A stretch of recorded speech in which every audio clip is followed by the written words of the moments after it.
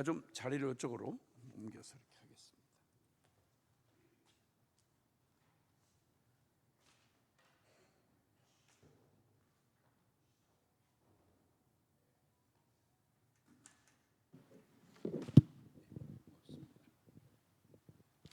네. 우리 주님을 사랑하시는 분만 아멘 하십시다. 할렐루야. 아멘. 올해가 참 이런저런 기념할 만한 일들이 여러 가지 겹친 것 같아요.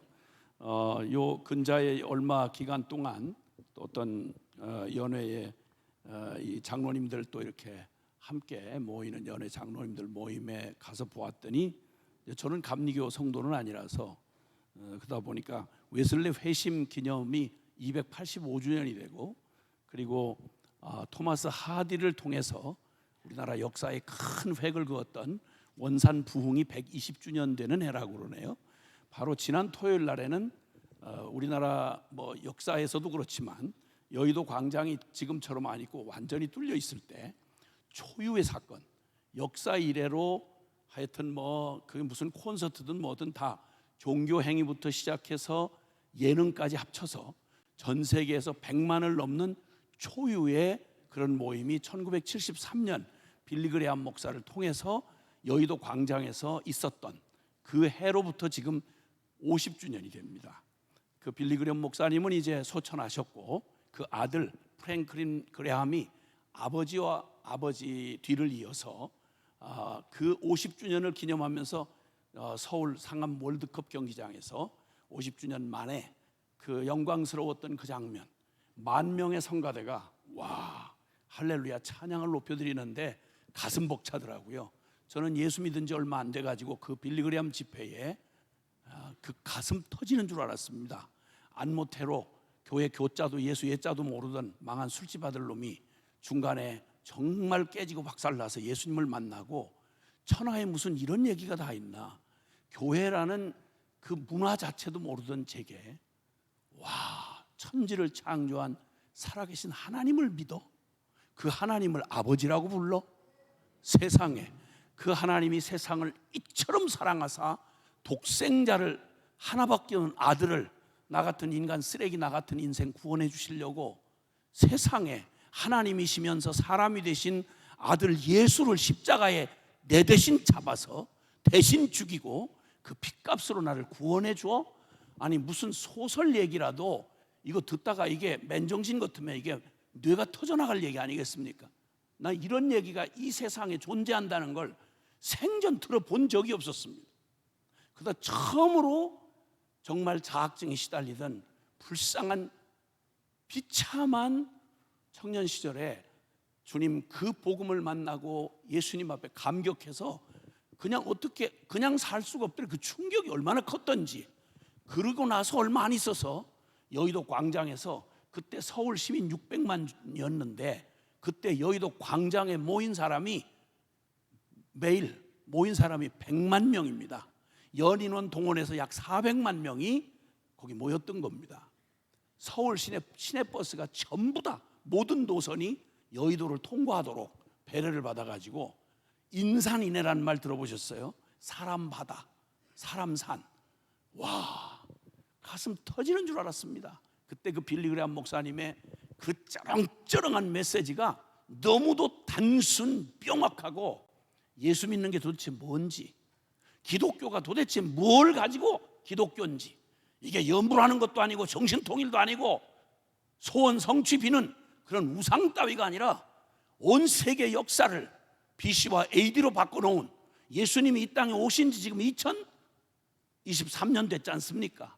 AD 2023년 예수님이 오신 사건이 역사를 기원 전과 기원 후로 나눠놓는, 그래서 인류 역사에 멸망할 소망 없는 인류 역사의 운명을 완전히 통째로 바꾸고 전 세계 모든 나라 200수십 개 되는 나라에 곳곳마다 십자가 깃발 날리고, 그래서 소망 없던 죄인들이 예수 믿기만 하면 구원받는다는 천하의 이런 기쁜 소식이 복음이 어디 있겠어요? 이걸 듣고 와 그때 그 복음이 전해지던 여의도 광장에 가슴 떨리는 그 일이 있고 나서 50년, 주님 앞에서 너무너무 큰 감격에 미친 듯이 행복해서 주님 만나가지고 딱 제가 기도도 모르고 아무것도 모르는 제가 요한복음 3장 16절 진리의 말씀이 믿어지던 날, 요한복음 3장 16절이 뭔 말씀인지는 다 아시잖아요. 함께 한번 암송해 볼까요? 시작. 하나님이 세상을 이처럼 사랑하사 독생자를 주셨으니 이는 저를 믿는 자마다 멸망치 않고 영생을 얻게 하려 하심이니라. 아멘. 이걸 말 그대로 곱씹어서 한번 생각해 보세요. 천지를 창조한 살아계신 하나님이 이 세상을, 멸망할 세상을 사랑하다가 구원할 다른 길이 없으니 하나밖에 없는 아들 독생자 성자 예수님을 십자가에 몸 찢어 피 쏟아서 이 죄악된 나를 구원하시려고 아들을 잡기까지 나를 사랑하신 하나님의 표현이 모자라서 미쳤다고 하는 말이 이게 표현이 되겠어요? 미쳐도 어떻게 이렇게 미치겠어요?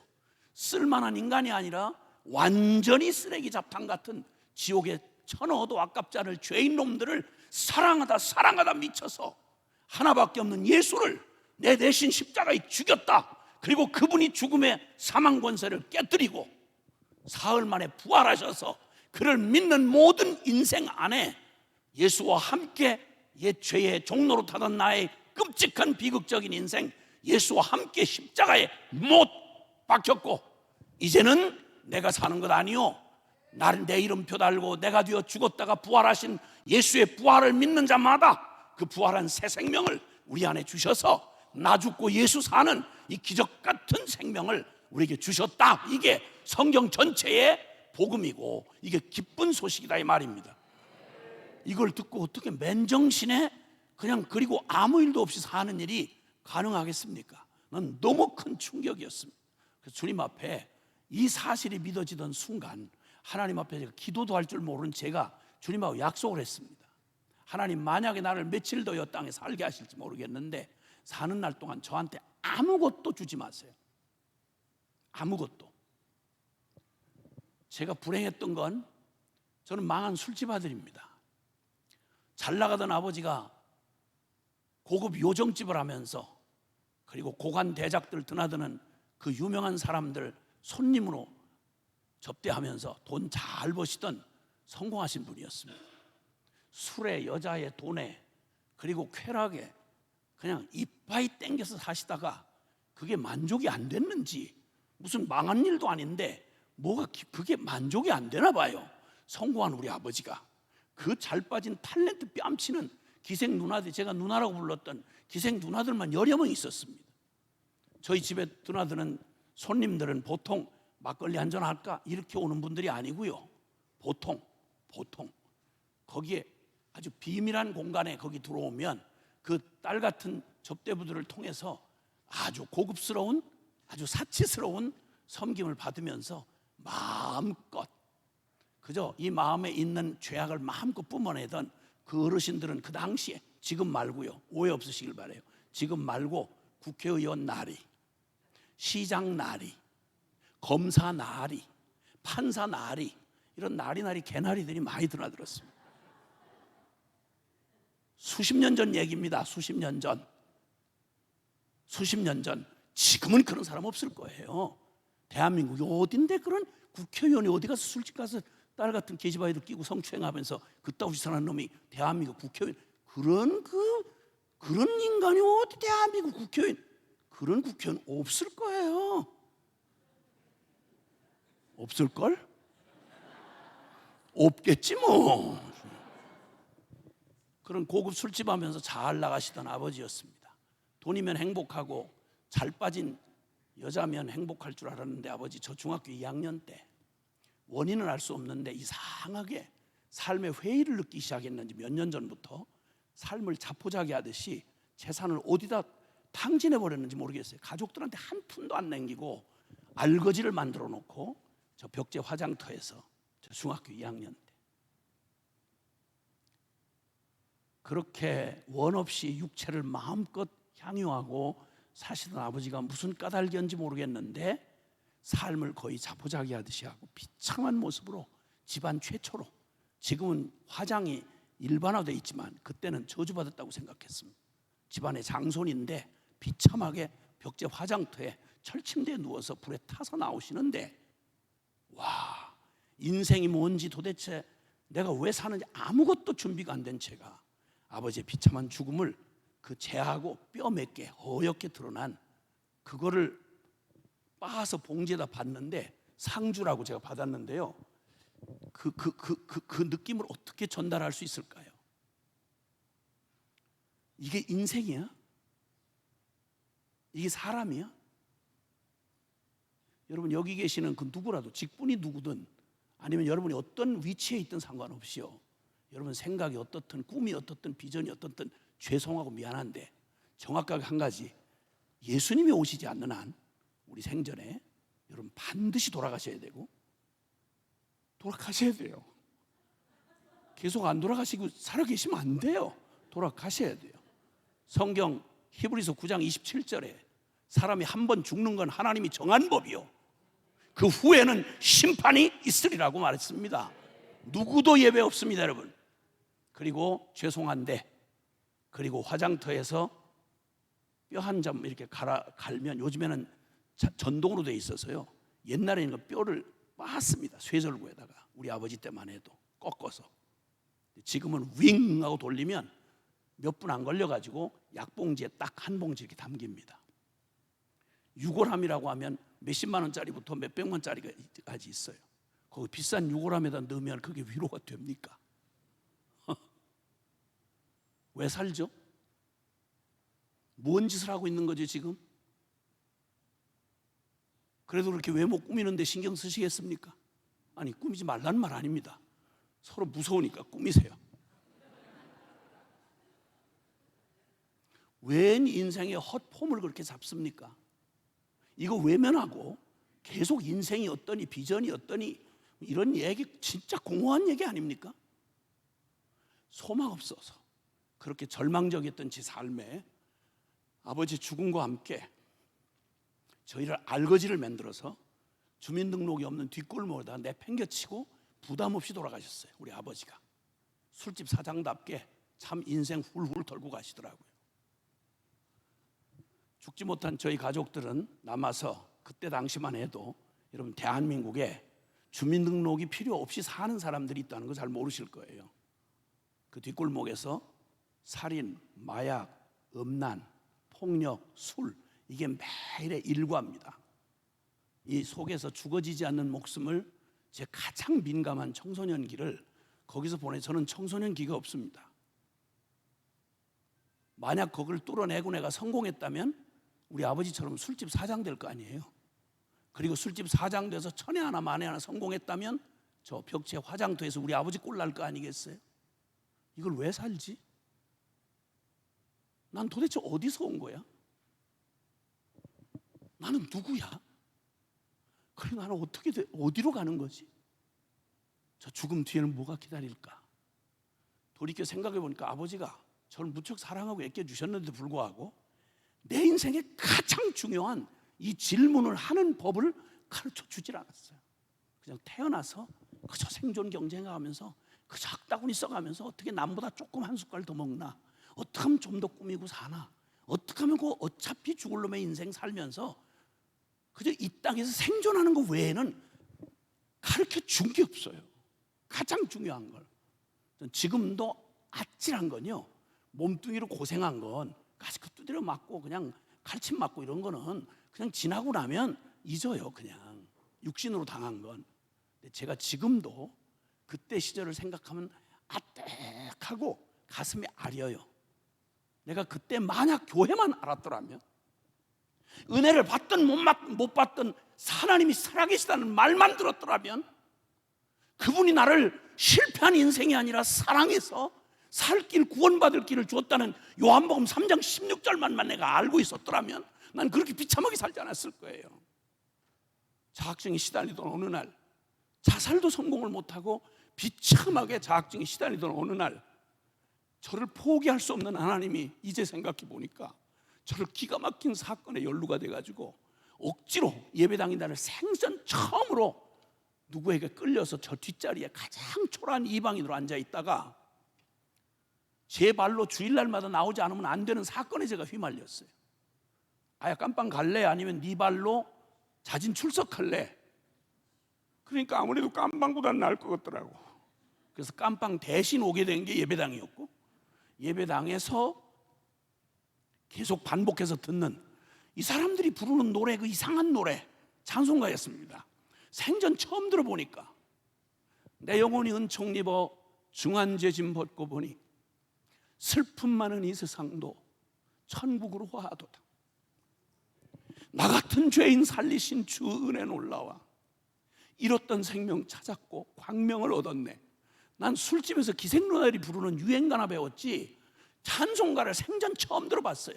어떻게 이런 가사가 있나, 어떻게 이런 고백이 있나 처음에는 이해가 안 됐습니다.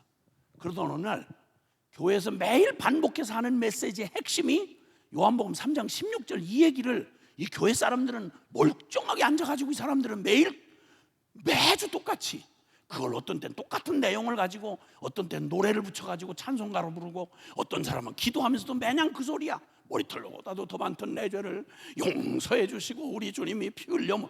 내용을 듣고 보면 다 똑같은 얘기야.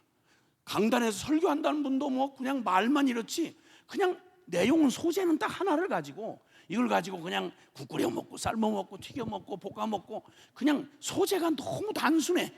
그 얘기 반복되는 그 얘기가 요한복음 3장 16절 얘기구나 하는 걸 깨닫던 어느 날 성령께서 제 영혼 안에 그 하나님이라는 분이 크신 신이 이 말씀을 그냥 이런 얘기 계속하는 거네 하고 뒤에서 비죽거리면서 웃고 비웃고 앉았는데 갑자기 내 영혼 안에 그냥 설명도 없이 이 요한복음 3장 16절이 제 가슴을 치는데 그 하나님이라고 하는 크신 신이 날 보고 이 망한 술집 아들의 이 비참한 놈 자기도 자기를 사랑 못해서 자학증에 시달렸던 나한테 요한복음 3장 16절의 의미로 개인적으로 말씀하시는데 내가 널 사랑한다. 전 태어나서 문장 연습으로라도 부모님에게서조차 누가 나를 사랑한다는 말을 그런 곱상한 말을 들어본 적이 없어요. 저희 집구석은 욕을 너무너무 사랑하는 집이었어요. 우리 어머니조차도 그렇게 욕을 잘해요. 우리 어머니가 막 살던 분이 아니고 양반 가운데 토막이라는 충청남도 부여태생의 인동장씨예요. 충청도 사람이 다 그렇게 마음이 착한 건 아니더라고요. 욕을 얼마나 무섭게 하는지 그 어머니가 저한테 그렇게 욕을 해요. 기분이 좋을 때 하는 말이 뭐냐면 표현이 망할 놈 새끼래요. 기분 좋을 때 조금 성질 나시면 육실할 놈이래. 나 그래 어머니가 말하니까 그렇게 나쁘지 않은 줄 알았어요. 나중에 의미를 알고 봤더니 6토막 내 죽이는 걸 육시하다 그래. 날 보고 육시를 할 놈이래 우리 어머니가. 그러다 나중에 더 약을 올리면 어머니가 막 그 쇼다리로 날 쫓아오다가 못 쫓아오잖아요. 그러면 악에 받쳐가지고 막 소리를 지르시는데 저 호랭이 12번 뜯어갈래 이래요. 잘 생각해 보세요. 동네 강아지가 물어도 심각한 문제예요. 근데 호랭이가 작정하라고 나를 물어 뜯기 시작하면 12번을 호랭이가 뜯어갈 놈이래. 날 보고 내가 뭐가 남겠냐고. 호랭이 12번 뜯어가면 내가 뭐가 남겠냐고. 우리 어머니가 계모가 아니고 생모예요. 입에 붙은 말이 나한테 좋아도 망할 놈 새끼야. 또 더 좋으면 연병할 놈이래. 이런 집구석에서 자라다가 저는 한국말을 욕으로 배웠어요. 그러니까 욕이 빠지면 한국말이 문장이 완성이 안 되는 줄 알아서 저는 확신했어. 근데 예수 믿고 나서 제일 신기한 건 교회 나와가지고 제가 제일 신기한 건 이 사람들 술도 안 취했는데 어떻게 맨정신에 그게 말을 이렇게 느끼하게 하냔 말이에요. 아유 장로님 신수가 오라십니다. 너무 반갑습니다. 이런 얘기는 이건 우리 술집에서는 이런 얘기는 술 먹고 알딸딸 해 나오는 얘기예요. 어머 집사님 너무 반가워요. 보고 싶었어. 이런 얘기는 우리는 그렇게 말하면 느끼하면 우리는 기절해요. 근데 어떻게 술도 안 먹고 교인들은 어떻게 천사처럼 그렇게 그냥 맨정신에 못하는 말을 우리 기생누나들이 술 먹어야 나오는 말을 그렇게 부드럽게 그러니까 욕을 한마디도 안 쓴다는 게 제일 큰 충격이었어요. 제가 물론 조직에 깊이 들어와 놓고 봐서 보니까 말만 그렇게 부드러운 게 아니라 조금 험한 분들도 있다는 걸 제가 교회 깊이 들어오고 난 다음에 알았죠. 알기는 절 보고 처음 모르는데 날 보고 선생이래요. 어머, 김 선생 오셨어? 이래요. 우리 그 시대에는 선생님 그러면 부모님보다 더 먼저 이렇게 섬기는, 선생님 그림자도 못 밟는 게 선생님이었거든. 근데 술집, 망한 술집 아들은 나한테 선생님이래. 몸둘 바를 몰라서 난 선생 아니에요. 난 선생 아니에요. 막 땀이 나고 막 그런데 그래도 기분이 좋더라고요. 나중에 조직에 깊이 들어와서 깨달은 건 교회에서 제일 부를 이름이 없을 때 선생이라고 그런다는 걸 나중에 알았어. 이렇게 문외한이었어요. 제가 이렇게 그러던 제가 이 복음에 부딪혀서 요한복음 3장 16절을 하나님이 복음을 통해서 내가 널 사랑한다. 두 번째는 넌 재수 없이 태어난 망한 술집 아들 놈이 아니고 내가 너를 대신해서 내 생명을 내어줄 만큼 넌 소중한 놈이야. 이게 제가 생애 처음으로 예수님을 만나서 그분 앞에 들은 고백이에요. 저는 무슨 대단한 무슨 막 성령 체험 어마어마한 기적을 보고 이런 거 없어요. 아니 필요가 없었어요. 왜냐하면 이거보다 더한 충격이 있어요. 이때 내가 그 자리에서 기도를 모르던 제가 하나님 앞에 약속을 했어요. 하나님 앞으로 내 평생에 빨리 천국에 데려가실 줄 알지만 이 땅에 사는 날 동안 저 무소유로 살겠어요. 저 아무것도 바꾸지 마세요. 저 중학교 2학년 중퇴, 그리고 망한 술집 아들, 그리고 지긋지긋한 가난, 그리고 또 조폭 두목이 될 만한 용기도 없는 놈, 내가 자살할 이유라고 생각했던 저의 비참한 삶의 조건을 아무것도 바꾸지 마세요. 나는 이것 때문에 불행한 게 아니라 나는 나를 이렇게 생명 다해 사랑하는 하나님 아버지가 있다는 걸 내가 모른 채로 영적인 고아 자식처럼 그 비참하게 살아왔던 삶, 그게 나의 불행이었지 이게 불행이 아닙니다. 그러니까 하나님 내 평생에 혹시 살아있는 날 동안 아무것도 주지 마세요. 예수님이 나의 주님이 되고 하나님이 아버지라는 말, 이게 사실인데 이거보다 더 바랄 게 뭐 있겠냐고. 그래서 주님 앞에 제가 처음 드린 기도가 그 기도였는데 이상하게도 주님은 그런 기도를 너무 잘 들어주세요. 지금까지 저는 무소유예요. 그래서 사골세 방 한 칸도 내 이름으로 된 거 없어요. 내 이름으로 된 게 없어. 무소유로 살았어요. 물론 앞으로도 그렇게 살 거고요. 주님 앞에 그렇게 예배당에 와서 들려주는 말, 그 말을 그대로 난 믿었어요. 아니 하나님이 말씀하셨다는데 그걸 어떻게 의심을 해요? 그래서 70년대 초에 예수 믿으면 천당, 예수 천당 불신 지옥 이런 말이 많이 돌았어요. 난 그 말을 문자 그대로 믿었어요. 예수 믿고 처음 시골교회 모교회 10년 동안 제가 자라났던 모교회에서 그 처음 예배당을 거기 이제 제 모교회로 삼고 나가기 시작했는데 그 나가고 시작하면서 진짜 얼마나 기쁘든지요, 얼마나 감격이 된지 제가 알지만 주님이 증인이시지만 제가 장로교회에서 자랐는데요 10년 만에 나이 새파랄 때 안수집사가 됐어요. 장로 바로 예비 장로죠. 그때까지 10년 동안 그 한 교회에서 주일을 어떻게 지킨지 아세요? 주일을 그 교회 예배를 안 드리면 주일 성수가 아니고요, 토요일 날 밤 12시 땡 할 때부터 주일 밤 12시 땡 할 때까지 주일을 온팍 지켰어요. 돈 주고 차를 타도 아니에요. 고스란히 그렇게 주일 지켰어요. 그 예배를 드릴 때마다 제가 눈물 없이 예배를 드린 기억이 잘 안 나요. 너무 감격했어요. 너무 고마웠고요. 어떻게 이런 사랑을 주님이 나한테 주시나. 그래서 난 주일날마다 난 모태신앙이 아니라서 교회를 모르니까 예배드리다 자격되면 천당 데려가는 걸 실제 믿었어요. 그래서 그냥 준비 다 하고 이제 주일날 오면 이렇게 해서 점수가 차례차례 되는 놈부터 솎아가지고 하늘나라 데려가는 줄 알고 그렇게 분명히 믿었어요. 그렇게 믿으니까 감격이에요. 매주 감격. 근데 그 분위기가 지금 이 교회 오면 모든 게 다 세트 다 돼 있잖아요. 이 멋진 예배당에 이 멋진 그냥 전자올게네 성가대, 거의 시골교회, 옛날 시골교회 하시잖아요. 시골교회 거기 다 해봐야 25년이 넘었는데 20명도 안 되는 교인들 지독하게 부흥이 안 되는데야. 거기 전부 다 무식한 할마이들, 그저 병든 남자들, 그냥 어디 노가다 하는 남자들, 그냥 세상 말로 하면 천민들이 모이는 그런 아주 지독하게 부흥이 안 되는 곳인데, 젊은 놈 제가 이제 갔는데 찬송을 하는데요. 찬송가가 곡조 붙은 이 악보를 볼 줄 모르니까 다 무곡 찬송이야. 그 600곡이 다 한 곡이에요. 전혀 지장을 안 받아요. 멜로디도 리듬도 전혀 필요 없어. 반주도 필요 없고 그냥 내 주를 가까이 하려 함은 찬송가 바뀌어. 저 높은 곳을 향하여 날마동 나갑니다. 의미만 전달이 되면 돼요. 근데 거기서 제가 20대 청년인 제가 눈물을 줄줄 흘리면서 이런 가사를 들어본 적이, 이런 고백을 내가 어떻게 내 입으로 이런 고백을 하지? 감격으로 이렇게 살았어요. 문제는 주님이 천당을 빨리 안 들어가면서부터 문제가 복잡하게 꼬이기 시작했어. 왜 빨리 안 들어가시냔 말이야. 그러니까 이 믿음 좋은 청년을 그냥 둘 리가 없잖아요. 웬 여자 하나가 날 따라다니기 시작했어요. 진짜 너무 따라다니니까 미안해서 어떻게 결혼을 안 하냐고.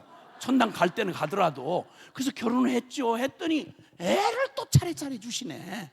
70년대부터 애를 낳기 시작했으니까. 그러니까 그때는 박통 시절에 애만이 나면 이거 완전히 국가에 해를 끼친다고 생각해가지고 애 안 낳는 게 애국운동이었어요. 그때는 애 둘 이상만 나면 호적 안 올려준다, 세제 혜택 안 준다, 공갈 협박, 국가로부터 핍박을 받았다고. 애를 막 계속 주시는 거야. 세상에 낳는 쪽쪽 딱 낳는데 이걸 무슨 말 하겠어요. 처다들 딱 주시는데 어떻게 죄인 가문에 아들을 주셔. 너무 감격해서 그때 막 은혜 받고 막 뜨거울 때인데 그래가지고 요한계시록 2장 10절 죽도록 충성하라. 그리하면 생명의 멸류관을 내게 주리라. 이 말씀이 생각이 나가지고 아들 이름이 김충성이에요. 죽도록 충성하라. 그리고 그냥 그 다음에 막 줄줄이 주님께서 막 주시는데 이걸 어떻게 말씀대로 살아야 되는 거 아니겠어요? 그래서 주님의 조건 없는 사랑 인애, 그 다음에 둘째 이 딸 낳는 인애, 그 다음에 또 딸이 나와. 이 백성은 내가 나를 위해 지었나니 나의 찬송을 부르게 하려 말을 사다. 이사야 43장 21절의 말씀을 막 은혜를 받고 있는데 셋째 딸이 태어났으면 이름을 뭐라고 짓겠냐고. 김찬송이지. 만사가 막 범사가 다 그냥 전부 가만히 보니까 전부 은혜 응답이야. 내 믿음 좋아서 난 천당 가고 난 이렇게 축복하는 줄 알았더니 세상에 믿음을 알아가면 알아갈수록, 성경을 알아가면 알아갈수록 이건 전부 주님의 응답이더라고.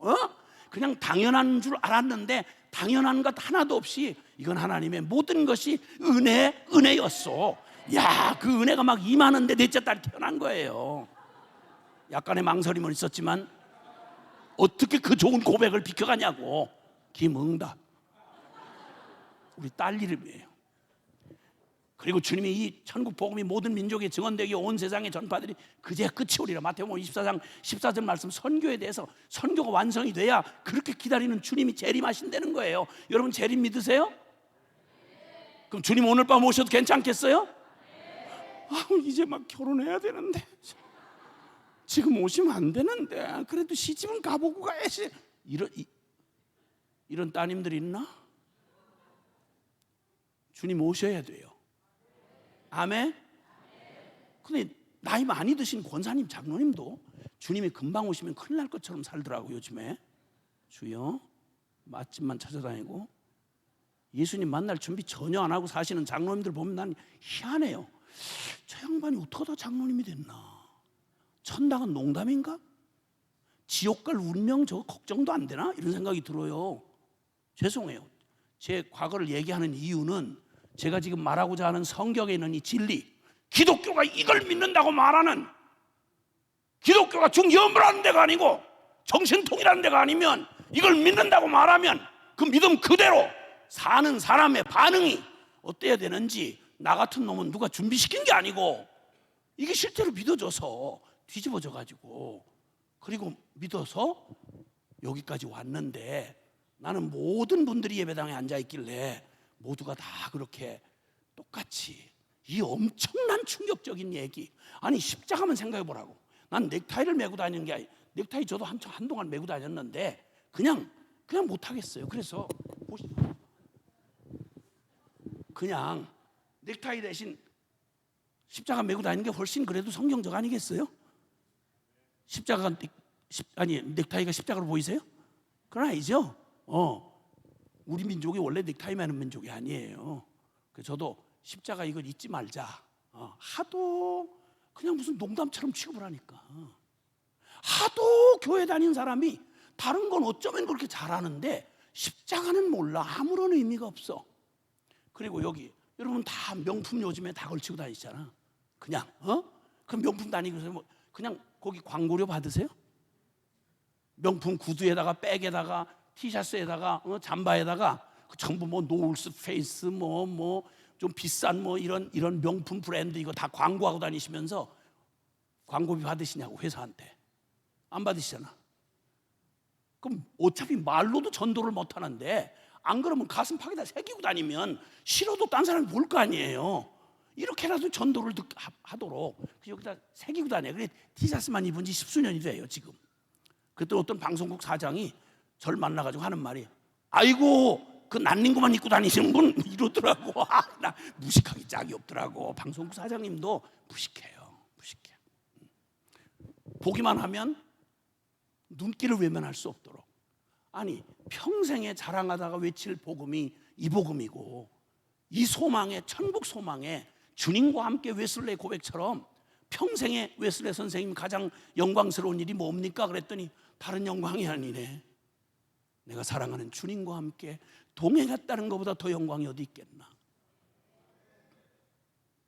사랑하는 여러분, 저는 그래서 이렇게 저의 간단한 저의 간증과 고백을 했습니다. 지금 이 시간 이후로 제가 말하는 내용의 농도는 같은 단어를 쓰고 같은 문장을 쓰지만 제가 말하는 이 전달하는, 저희가 전달한 제 증인된 제가 쓰는 말의 강도는 이런 의미라는 걸 알고 들으시면 도움이 되실 거예요. 아멘. 여러분에게도 하나님은 살아 계신 하나님이십니까? 지금도 역사하시는 분이십니까? 그리고 그분이 나를 저 영원한 지옥 심판에서 나를 구원하시기 위해서 내 죄값을 내 이름표 달고 내가 되어 십자가에 죽으시고 묻히셨다가 사흘 만에 다시 부활하사 지금도 내 생명이 되어 내 안에 내주하시는 바로 그 살아계신 주님이심을 믿으십니까? 아멘. 기독교는 태생부터 그랬습니다.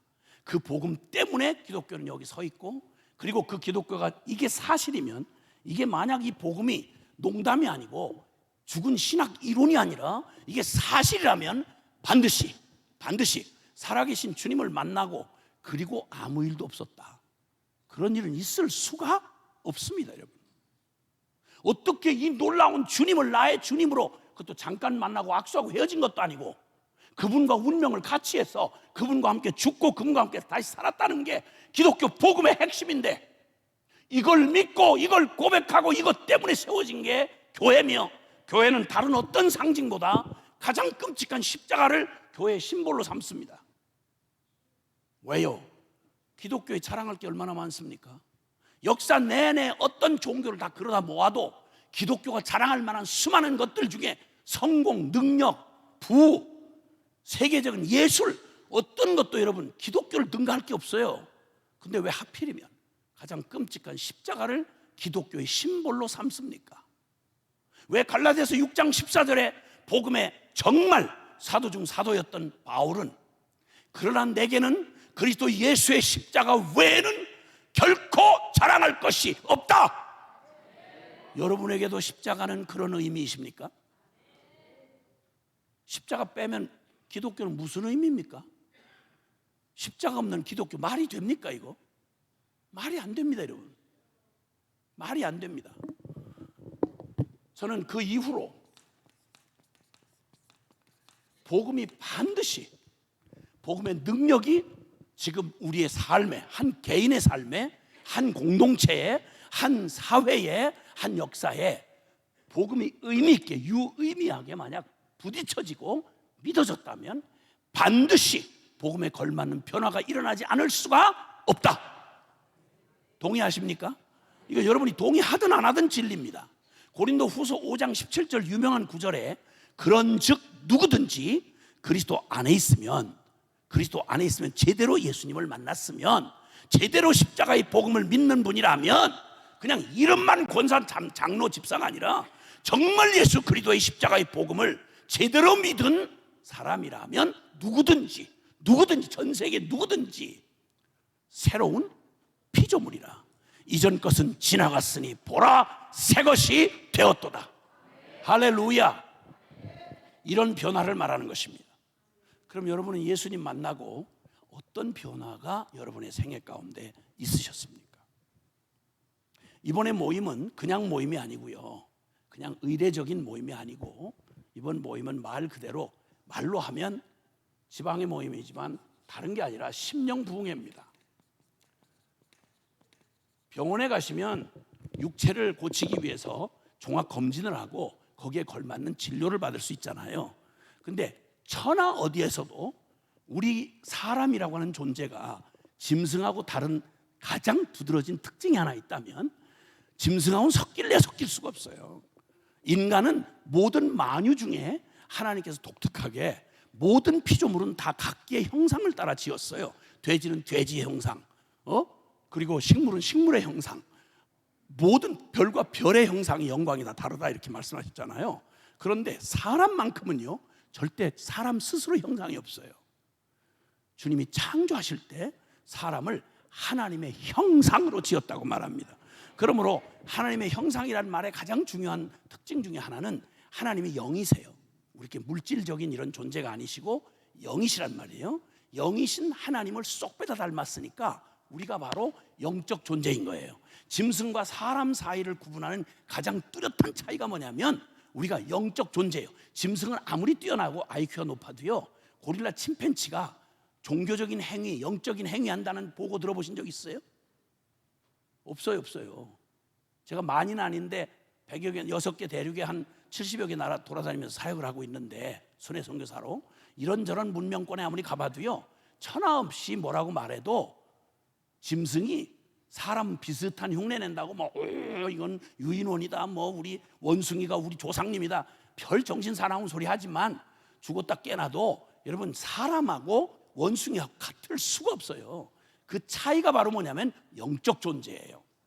근데 만약 사람이 영적 존재인데도 불구하고 영적인 기능을 전혀 하지 못하고 깨닫지 못한 채 그냥 본능적으로 살잖아요. 그럼 짐승하고 다를 게 아무것도 없어요. 그런 유형을 성경이 뭐라고 말하냐면 시편 49편 20절에 보면 존귀 하나 깨닫지 못하는 자는 멸망하는 짐승과 같도다. 존귀한데 영적 존재인데 하나님의 형상인데 깨닫지 못하고 먹고 마시고 싸고 그리고 싸움질하다가 그러다가 죽고 생로병사하고 죽는 게 인생 다라고 밖에는 모른다면 미안하고 죄송한데, 태어나기는 존귀한 하나님의 형상으로 지음받았는데 살기는 무엇같이 살다가 짐승같이 살다가 끝나는 인생, 이게 태반이에요. 인생 범죄한 이후에 모든 인류가 영이 죽어 하나님에게서 끊어진 뒤로 보여진 인생 인류 역사가 다 그거예요. 그 가운데 주님이 교회를 이 세상 가운데 두시고 이 복음을 전하셔서 우리 영이 죽었던 우리를, 허물과 죄로 죽었던 우리를 그리스도의 복음으로 살리시고, 할렐루야. 그래서 이제 우리가 이 부흥회를 하는데 다른 데서 못하는 교회만 할 수 있는 게 바로 뭐냐면 영혼을, 사람을 영적 존재로 아는 데가 복음 가진 교회밖에 없기 때문에 하나님께서 여기 요한복음 6장 63절에 보면 내가 너희에게 이르는 말, 내가 살리는 것은 영이니 육은 무익한데 내가 너희에게 이른 말이 영이요 생명이라. 요한복음 6장 63절에 주님이 하신 말씀입니다. 그러니까 하나님의 말씀이 지금 전파되는 이때에 성령께서 무슨 역사를 하시는 거 아니? 우리의 영을, 무뎠던 영혼을 일깨워서 진리의 영이신 하나님의 말씀을 우리 영혼이 알아듣게 하시고 우리의 영혼의 내면을 샅샅이 이렇게 이제 점검하시고 수술하십니다. 히브리서 4장 12절에 주님께서 하나님의 말씀은 살았고 운동력이 있어 좌우에 날선 어떤 공보다도 예리하여 혼과 영과 및 관절과 골수를 찔러 쪼개기까지 하고 사람의 마음의 생각과 뜻을 감찰하시나니. 할렐루야. 그러니까 하나님의 말씀이 역사하면요, 기억하세요, 성령께서 기록하게 하신 게 하나님 말씀이, 성령의 말씀이 성경이고요. 이 말씀을 증인을 통해서 이 말씀이 들려질 때 똑같이 귀를 열고 듣지만 영혼으로 듣지 않으면 죽었다 깨어나도 아무 일도 깨달을 수도 없고 변할 수도 없어요. 그러나 하나님이 긍휼함을 입은 사람은 이게 영으로 들려지기 시작하면 내 영혼의 기능, 그 병들었던 내 영혼에 하나님의 말씀이 감동이 오고 찔림을 받고, 그리고 막 두렵기도 하고, 할렐루야. 그렇게 해서 사람의 영혼을 뒤집으시면, 여러분 인간은 영적 존재이기 때문에 영혼까지 뒤집어지지 않으면 아무 일도 일어나지 않아요. 조금 변한 것 같고 뜨거운 것 같다가 결국은 세상의 죄에 쓸리고 세상 상식 이론에다 넘어가게 돼 있어요.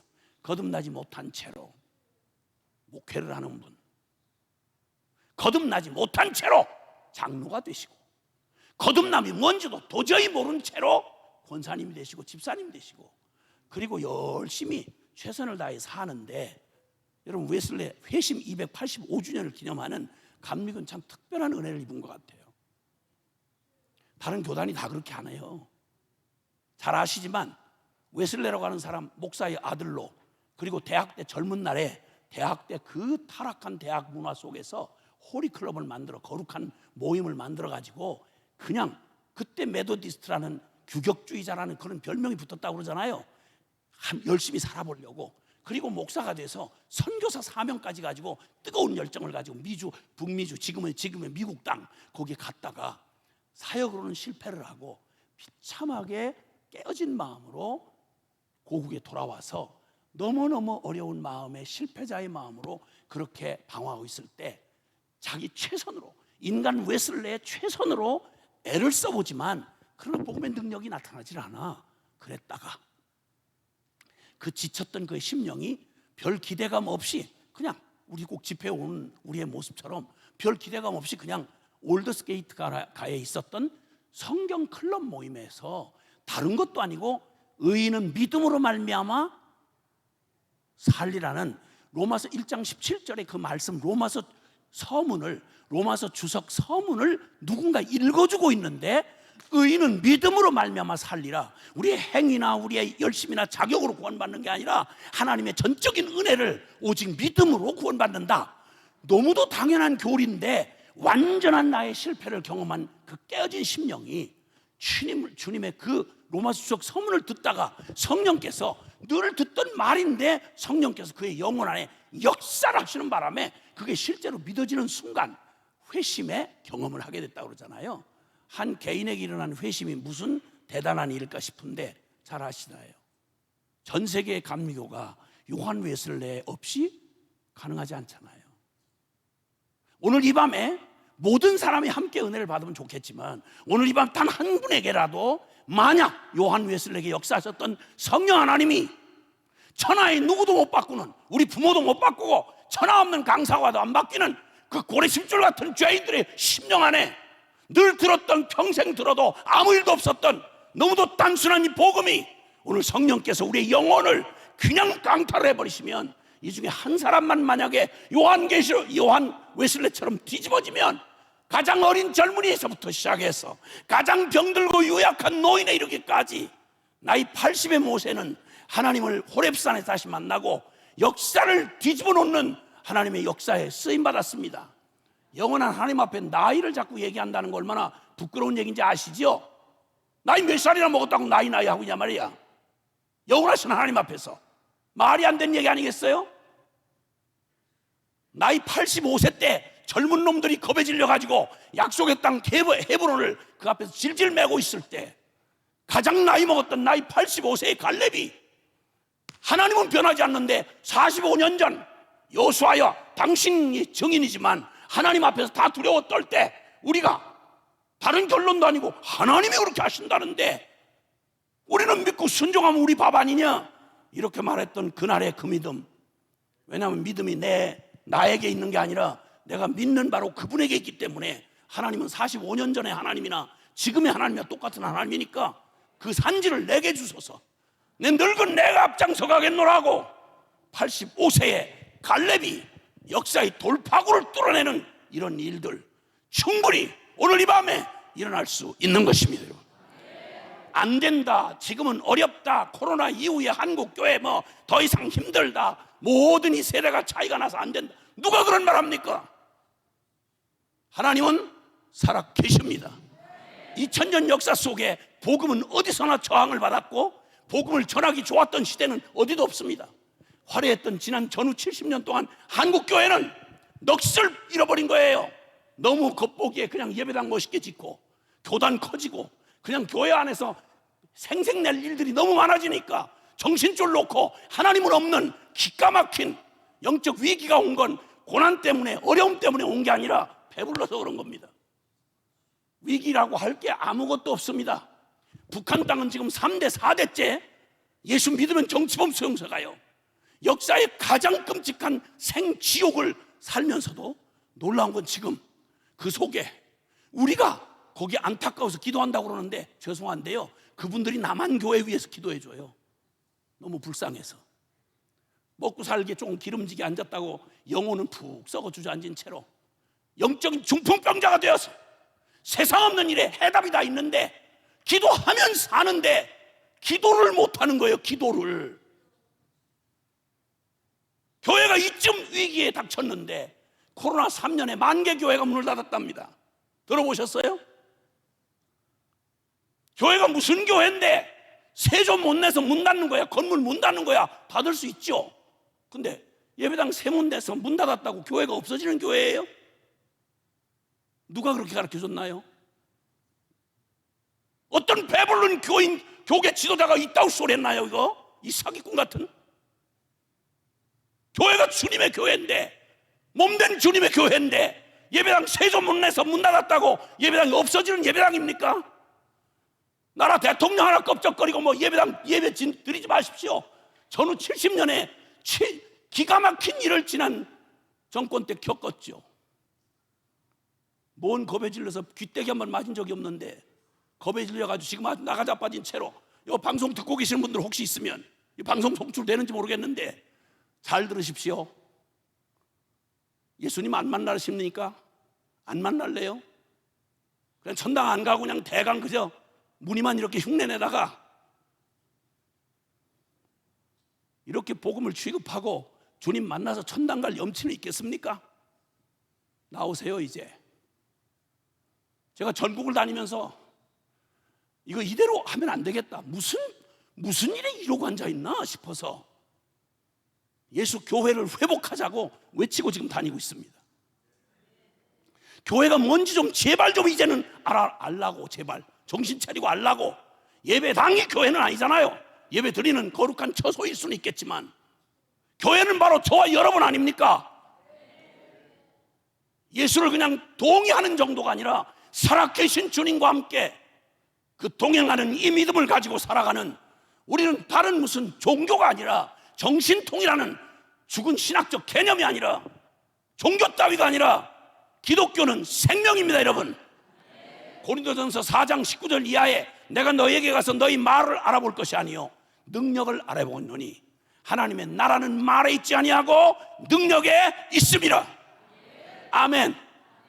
주님은 우리에게 실제로 나의 삶을 지금도 실제로 주인이 돼서 결정하시고 나를 이끄시는 주인이셔야 합니다. 그분은 실제로 나의 삶의 왕이셔야 합니다. 우리가 믿고 안 믿고 예수님 도와드릴 이유가 전혀 없습니다. 미안하지만. 그러나 적어도 내가 나한테 속진 말아야 될 거 아니에요. 믿는 줄 알았는데 주님이 나를 마지막 날에 난 너를 도무지 모르겠다. 여러분, 이 끔찍한 일이 여러 차례 예수님에 의해서 경고됐어요. 마태복음 7장 21절 이하에 보면 마지막 날에 예수님이 직접 하신 말씀입니다. 마지막 날에 나더러 주여 주여 하는 자가 다 천국에 들어갈 것이 아니요 아버지 뜻대로 행하는 자라야 천국에 들어갈 것이다. 그때 22절에 많은 사람, 그것도 유명한 사람들이 나와가지고 주여 주여, 우리가 주의 이름으로 귀신을 쫓아냈고 주의 이름으로 많은 권능을 행했고 주의 이름으로 선지자 노릇하지 않았습니까? 하리니 23절 그때 밝히 말씀하시되 이 불법을 행한 자들아, 난 너희를 도무지 알지 못하니 내게서 떠나가라. 여러분, 귀신 쫓아내고 권능 행하고 여기 선지자 노릇했다는 말은 오늘날 말하면 신학 박사란 말인데, 이 정도쯤 삼박자를 갖춘 주의 종, 능력의 종, 불의 사자 정도 되면 기독교계에서 모를 분 있겠어요? 이런 분도 그 자격을 가지고 천당 갈 사람은 한 명, 눈꼽만큼도 있을 수 없다는 말입니다. 기독교는 신학적 죽은 개념이 아니라, 관념 따위가 아니라 살아 계십니다. 그 주님을 만났다 그러면 변화가 나타나지 않을 수가 없다는 것입니다. 자, 그러면 이제 한 가지 분명하게 결정하고, 이번 집회 기간에 다른 사람 뭐 많이 모이고 안 모이고 이런 거 신경 쓰지 마세요. 뭐 여러분이 신경 쓴다고 해서 뭐 그렇게 변할 일도 아니고요. 또 그래서 억지로 좀 끌고 나와봐야 나도 안 변하는데 남이 변할 리가 있겠어요. 그러니까 우리가 한 가지만 우리가 먼저 하나님 앞에 먼저 이렇게 부름받은 우리에게 확실한 믿음이 있어야 돼요. 왜냐하면 주님은 믿음대로 되라고 말씀하셨으니까. 아멘. 그러면 적어도 뭘 믿는 거 아니, 이번 이 부흥회를 통해서, 이 심령 부흥회를 통해서 주님, 내게 내 영혼 가장 깊은 나의 본질 핵심인 내 중심, 내 영혼이 변화되게 하옵소서. 이건 믿음으로 나가야 됩니다. 다른 사람, 우리 부모도 못 바꿨어요. 우리 마누라도 나를 못 바꿨어요. 우리 신랑은 꿈도 못 꿔요. 나 변할 거는 뭐 별소리를 다 해도, 천하 없는 불려오라도 주님이 횟가닥 뒤집을 수 있는 능력이 살아계신 우리 주님에게 있습니다. 천하 없는 맷돌 아래쪽 같은 진짜 변하기 어려운 골 때리는 그런 남자도 주님께서 얼마든지 바꾸려고 한순간에, 여러분 그 펄펄 뛰던 역사의 그 반항자 사울을 뒤집어서 바울 만드셨잖아요. 할렐루야. 이게 복음인 것입니다, 여러분. 이게 복음입니다. 자, 그러니까 이 믿음 하나는 확실히 찍어놓고 시작을 해야 되겠습니다. 내가 이렇게 주님 앞에 성경이 말하는, 내가 원하는 변화 말고 성경, 살아계신 하나님이 복음을 통해서 나를 진짜 변화시키고 싶은 만큼, 하나님이 원하시는 복음만큼 나 그렇게 변화시켜 주세요, 이렇게 소원하시는 분만 아멘 합시다. 믿음대로 될지어다. 할렐루야. 아멘, 아멘, 아멘. 자, 그러면 오늘 이런 말씀을 하고 싶은데요, 우리 시편 11편 3절에 보면 터에 대한 얘기를 하는데요, 터가 무너지면 의인은 무엇을 하지? 이런 말이 있습니다. 여러분, 예배당이 이렇게 아름다운데요, 건축물을 보면 우리는 대부분 드러난 부분에 주목을 합니다. 얼마나 비싸게, 얼마나 잘 지었는지, 얼마나 아름답게 지었는지 여기에 관심이 많아요. 근데 사실 이 예배당의 다른 부분은요, 혹시 뭐 얼룩이 졌다든지 비가 샌다든지 뭐가 무너졌다든지 뭐가 고장났다든지 이건 별로 그렇게 치명적이지 않습니다. 보이지 않지만 이 건물에서 제일 중요한 부분이 있습니다. 그게 바로 터입니다. 이 터가 흔들렸다, 지진은 흔들렸다. 여러분 아시지만 포항 지진이요, 난지 몇 년 됐잖아요. 지금도 그게 해결이 안 됐어요. 그때 한번 금이 간 건물은요, 멀쩡히 다 남아있는데 못 써요. 위험해서 못 써요. 터가 한번 흔들렸다 그러면 끝이에요. 그럼 여기 이렇게 도전합니다. 터가 무너지면 의인은 무엇을 할꼬? 라고 말합니다. 우리 인생의 터라고 말하는, 우리 인생의 터라고 말하는 내 삶의 수많은 것들이 다 중요하고, 다 먹고 마시고 자고 뭐 시집가고 장가가고 사고 팔고 다 귀하지만, 그 중에 내 인생의 터라고 말할 만큼 이거 흔들리면 큰일 난다고 생각하는 인생의 터라고 생각하는 게 많잖아요. 뭐니 해도 건강 문제 아니겠어요, 그죠? 건강 흔들리면, 내 건강 흔들리면 그냥 끝이에요, 그죠? 그렇다고 대답하세요. 아니 뭐가 못마땅해 대답을 안 하시는 거, 맞는 말 묻는데, 그죠? 인생 다 해봐야 몸뚱이 하나 가지고 사는데, 이거 만약에 한번 어지러워 보세요. 여기 중요 장기에 뭐가 문제 생겨보세요. 없는 혹 하나 생겨나고 이러면 완전히 막 정신없는 거예요. 터가 흔들리는 일이죠. 우리 건강, 지위, 재산, 우리의 등등, 하여튼 내 인생에 이거 무너질까봐 덜덜덜덜 떨면서 여러분 꼭 쥐고 사는 거 있잖아요. 그렇죠? 있다고요. 그거 흔들릴까봐 무서워서 매년 긴장하고 살면서 한 번도 누리지 못하고 인생을 평생 그렇게 살아가는 인생의 터가 있죠. 우리의 지위, 신분 이렇게 해요. 자, 그런데 말입니다. 제가 이 얘기를 적어가다가 제가 한번 오래전에 한번 제가 태평양 가운데 있는 섬에 한번 부흥회를 하러 간 적이 있었어요.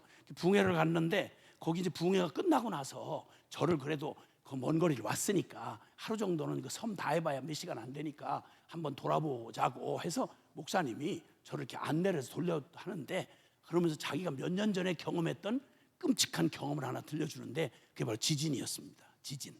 그 섬이 통으로 된 바위래요. 그 섬이 좀 규모가 꽤 있는데, 근데 거기서 자기가 겪었던 지진을 얘기하는데, 다른 두려움 뭐 이런 얘기는요, 이건 비할 때가 아니래요. 이 천재지변 한번 오면 사람이 그렇게 종이장 같고 정말 촛불같이 이렇게 허약하고 두려운 존재라는 걸 표현할 길이 없대요. 이게 눈앞에서요, 이 땅이 전체가 춤을 추더래요. 어지러워서 그러는가 했는데 실제로 춤을 추더래요. 어디를 가서 서 있을 데가 없는 거예요. 막 이게 전체가 흔들리니까. 눈앞에서 그 섬에서 제일 높은 게 10층 건물인데, 오피스텔인데, 그 10층 건물이요, 콘크리트 건물이 눈앞에서 이렇게 흔들리더라는 거예요. 눈앞에서. 그러니 눈앞에서 보는데 그 정도 흔들리면 나머지는 오죽하겠어요? 근데 자기 교회에 믿음은 별로 없으면서 그냥 해외니까, 한인이니까 한인 교회에 이렇게 나오는 집사, 이름만 집사인 그런 사람이 있었나 봐. 믿음은 별로 없었나 봐요. 하여튼 근데 그 집사가 아침에 지진이 올지 모른다는 예고 방송을 이제 한 거예요. 자, 지진이 오늘 내일 아침에 우리가 그 지진이 올 거라 그러면 여러분 뭐부터 준비하시겠어요? 당장 준비해야 될 거 아니에요, 그렇죠? 뭔가 준비해야 되잖아요. 하여튼 그건 여러분 각자가 준비하시면 되고, 근데 이 집사는 이러니 저러니 해도 해외에서 나그네 생활하다 보면요, 뭐니 해도 머니예요. 머니. 그래가지고 얼마 안 되는 그 작은 무역업을 하는 사람인데, 자기 은행에 있는 통장의 잔고를 전부 현찰로 빼는 준비를 한 거예요. 그래서 007 가방에다가 현찰로 달러를 캐시를 이렇게 해가지고 딱 여물게 준비를 하고, 만반의 준비를, 지진 맞이할 준비를 한 거죠. 지진이 오기를 바란 건 아니지만 온다면 어떻게 대처를 해야 되겠다고 준비한 게 돈을 준비한 거였어요. 뭐니 해도 머니니까. 그래가지고 오피스텔 그러면 아시겠죠? 오피스텔 하면 생활공간하고 사무공간이 같이 있다는 건 아시나요? 몰라도 괜찮아요. 그걸 오피스텔이라 그래요. 그래서 오피스하고 그냥 거기에 같이 룸이 같이 있어요. 그래가지고 거기서 그걸 이제 준비하고 이렇게 만반의 준비를 하고 책상 밑에다가 007 가방을 돈을 까딱 넣어가지고 준비를 하고 있는데, 지나갔으면 좋은데 진짜 지진이 온 거예요.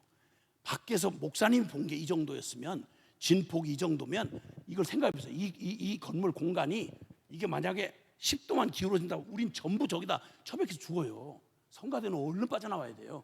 그 다음에 이쪽으로 뒤집어지면 성가대가 전부 우리를 칠 거예요.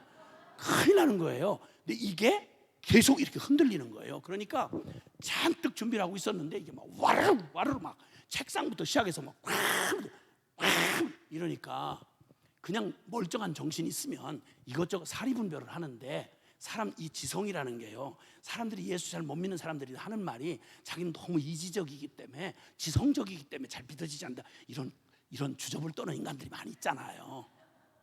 여러분 친척 중에도 있으시죠? 그냥 내버려두세요. 미워하지 마세요. 다그다 깨질 날이 오니까. 근데 어쨌든 이 사람도 그 재주 하나 믿고 신앙생활 별로 잘 못하고 사는 사람인데, 제 능력 믿고 사는 사람인데, 이게 한번 흔들기 시작하는데 오래 갈 것도 없어요. 인간 지성이라는 게 얼마나 허망한 거냐면, 여러 차례도 말고요, 2차례만 부딪히면 머리를 이쪽으로 쾅, 이쪽으로 쭈르르 가서 쾅 이러면 이성이고 나발이고 다 없어져. 그냥 본능만 남아, 본능만. 그래가지고 그냥 그 난리를 치는 속에 그냥 와르르 하는데, 돈 가방 놓치면 안 되잖아요. 막 우르르 하면서도 그 목숨 걸고 돈 가방을 붙잡아가지고 10층 계단을, 이런 계단을 막 발목도 안 삐고 그냥 거기를 뛰어내려온 거예요. 주여, 지금 여러분 놀란 것처럼 진짜 발목도 안 삐고 10층을 그냥 흔들리는 속에서 사람 뛰어내려온 거, 정말 생존 본능이 뛰어난 사람이에요. 그리고 막 빠져나왔는데, 이야, 나와서 한숨을 돌며 뒤를 돌아보니까 그 계단으로 이 시멘트 분진이 터져가지고 막 쏟아내리니까 막 빽하게 시멘트 분진이 일어나는 거야.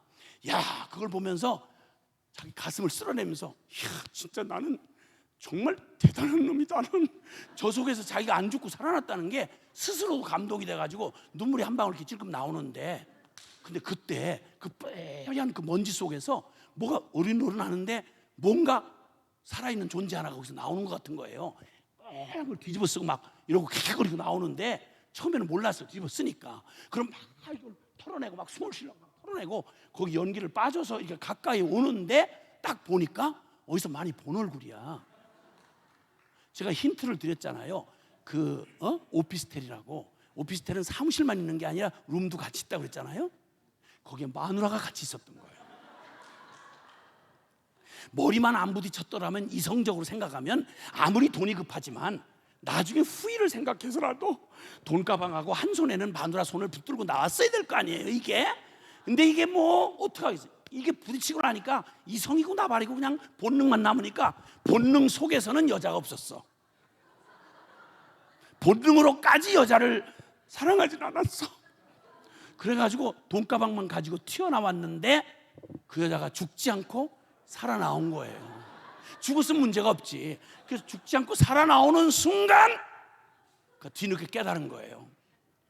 이 세상에 지진보다 더 무서운 건 지진에도 죽지 않고 살아나온 마누라가 진짜 더 무섭다는 걸 뒤늦게 깨달았죠. 그놈이 어떻게 됐는지에 대해서는 내가 여러분에게 전달할 용기가 없어요. 여러분 상상에 맡기겠어요. 터가 무너지면 너 뭐 할래? 하고 물으시면 뭐 하실 거예요? 인생의 터가 무너지면 어떻게 하실 거예요? 우리는 이 심각한 질문 앞에 지난 교회가 3년 동안 코로나 3년 동안 심각한 도전 앞에 섰어요. 너 예배당 문 닫으면 어떡할래? 왜냐하면 예배당을 우리는 생명같이 생각했거든요. 같이 모여서 드리는 공예배를 목숨 걸고 지키자고 늘 가르쳐 왔거든요. 근데 저절로 교회가 앞장서서 방역이라는 이름으로 교인들 보고 나오지 않아도 된다고 했고, 어떤 또 앞서가시는 어떤 목사님은 비대면 예배도 예배입니다. 그래서 형식적으로 나와 앉아있는 것보다는 차라리 방 안에서 비대면으로 드리는 예배가 진짜 예배일 수 있습니다. 원 잘난 목사들이 그렇게 많은지. 그럼 진작부터 그렇게 얘기했어야 될 거 아니에요. 여기에 배심을 얻고 성도들 중에 지금 기성 성도들이 잘 회복이 안 돼요. 제가 보기에 최소한 적은 데는 20%고요 많은 데는 30에서 40%가 멀쩡히 다 끝났는데 안 나와요. 신방도 하지 말래요. 헌금은 보낼 테니까 그냥 나 지금 다 이걸 인터넷으로 다 예배드리고 있어요. 근데 그거 예배드리지 말고 여기 나오라, 이걸 무슨 근거로 말하겠어요? 이미 3년 동안 말해놨는데. 누가 뭐라고 했느냐가 아니라 똑똑히 들어주시길 바래요. 똑똑히. 이게 교회의 실력이라면, 우리가 지금까지 해왔던 거라면 우리의 터는 완전히 흔들렸어요. 교회 터가 흔들린 거예요. 그럼 뭐 할 거지? 묻는 거예요.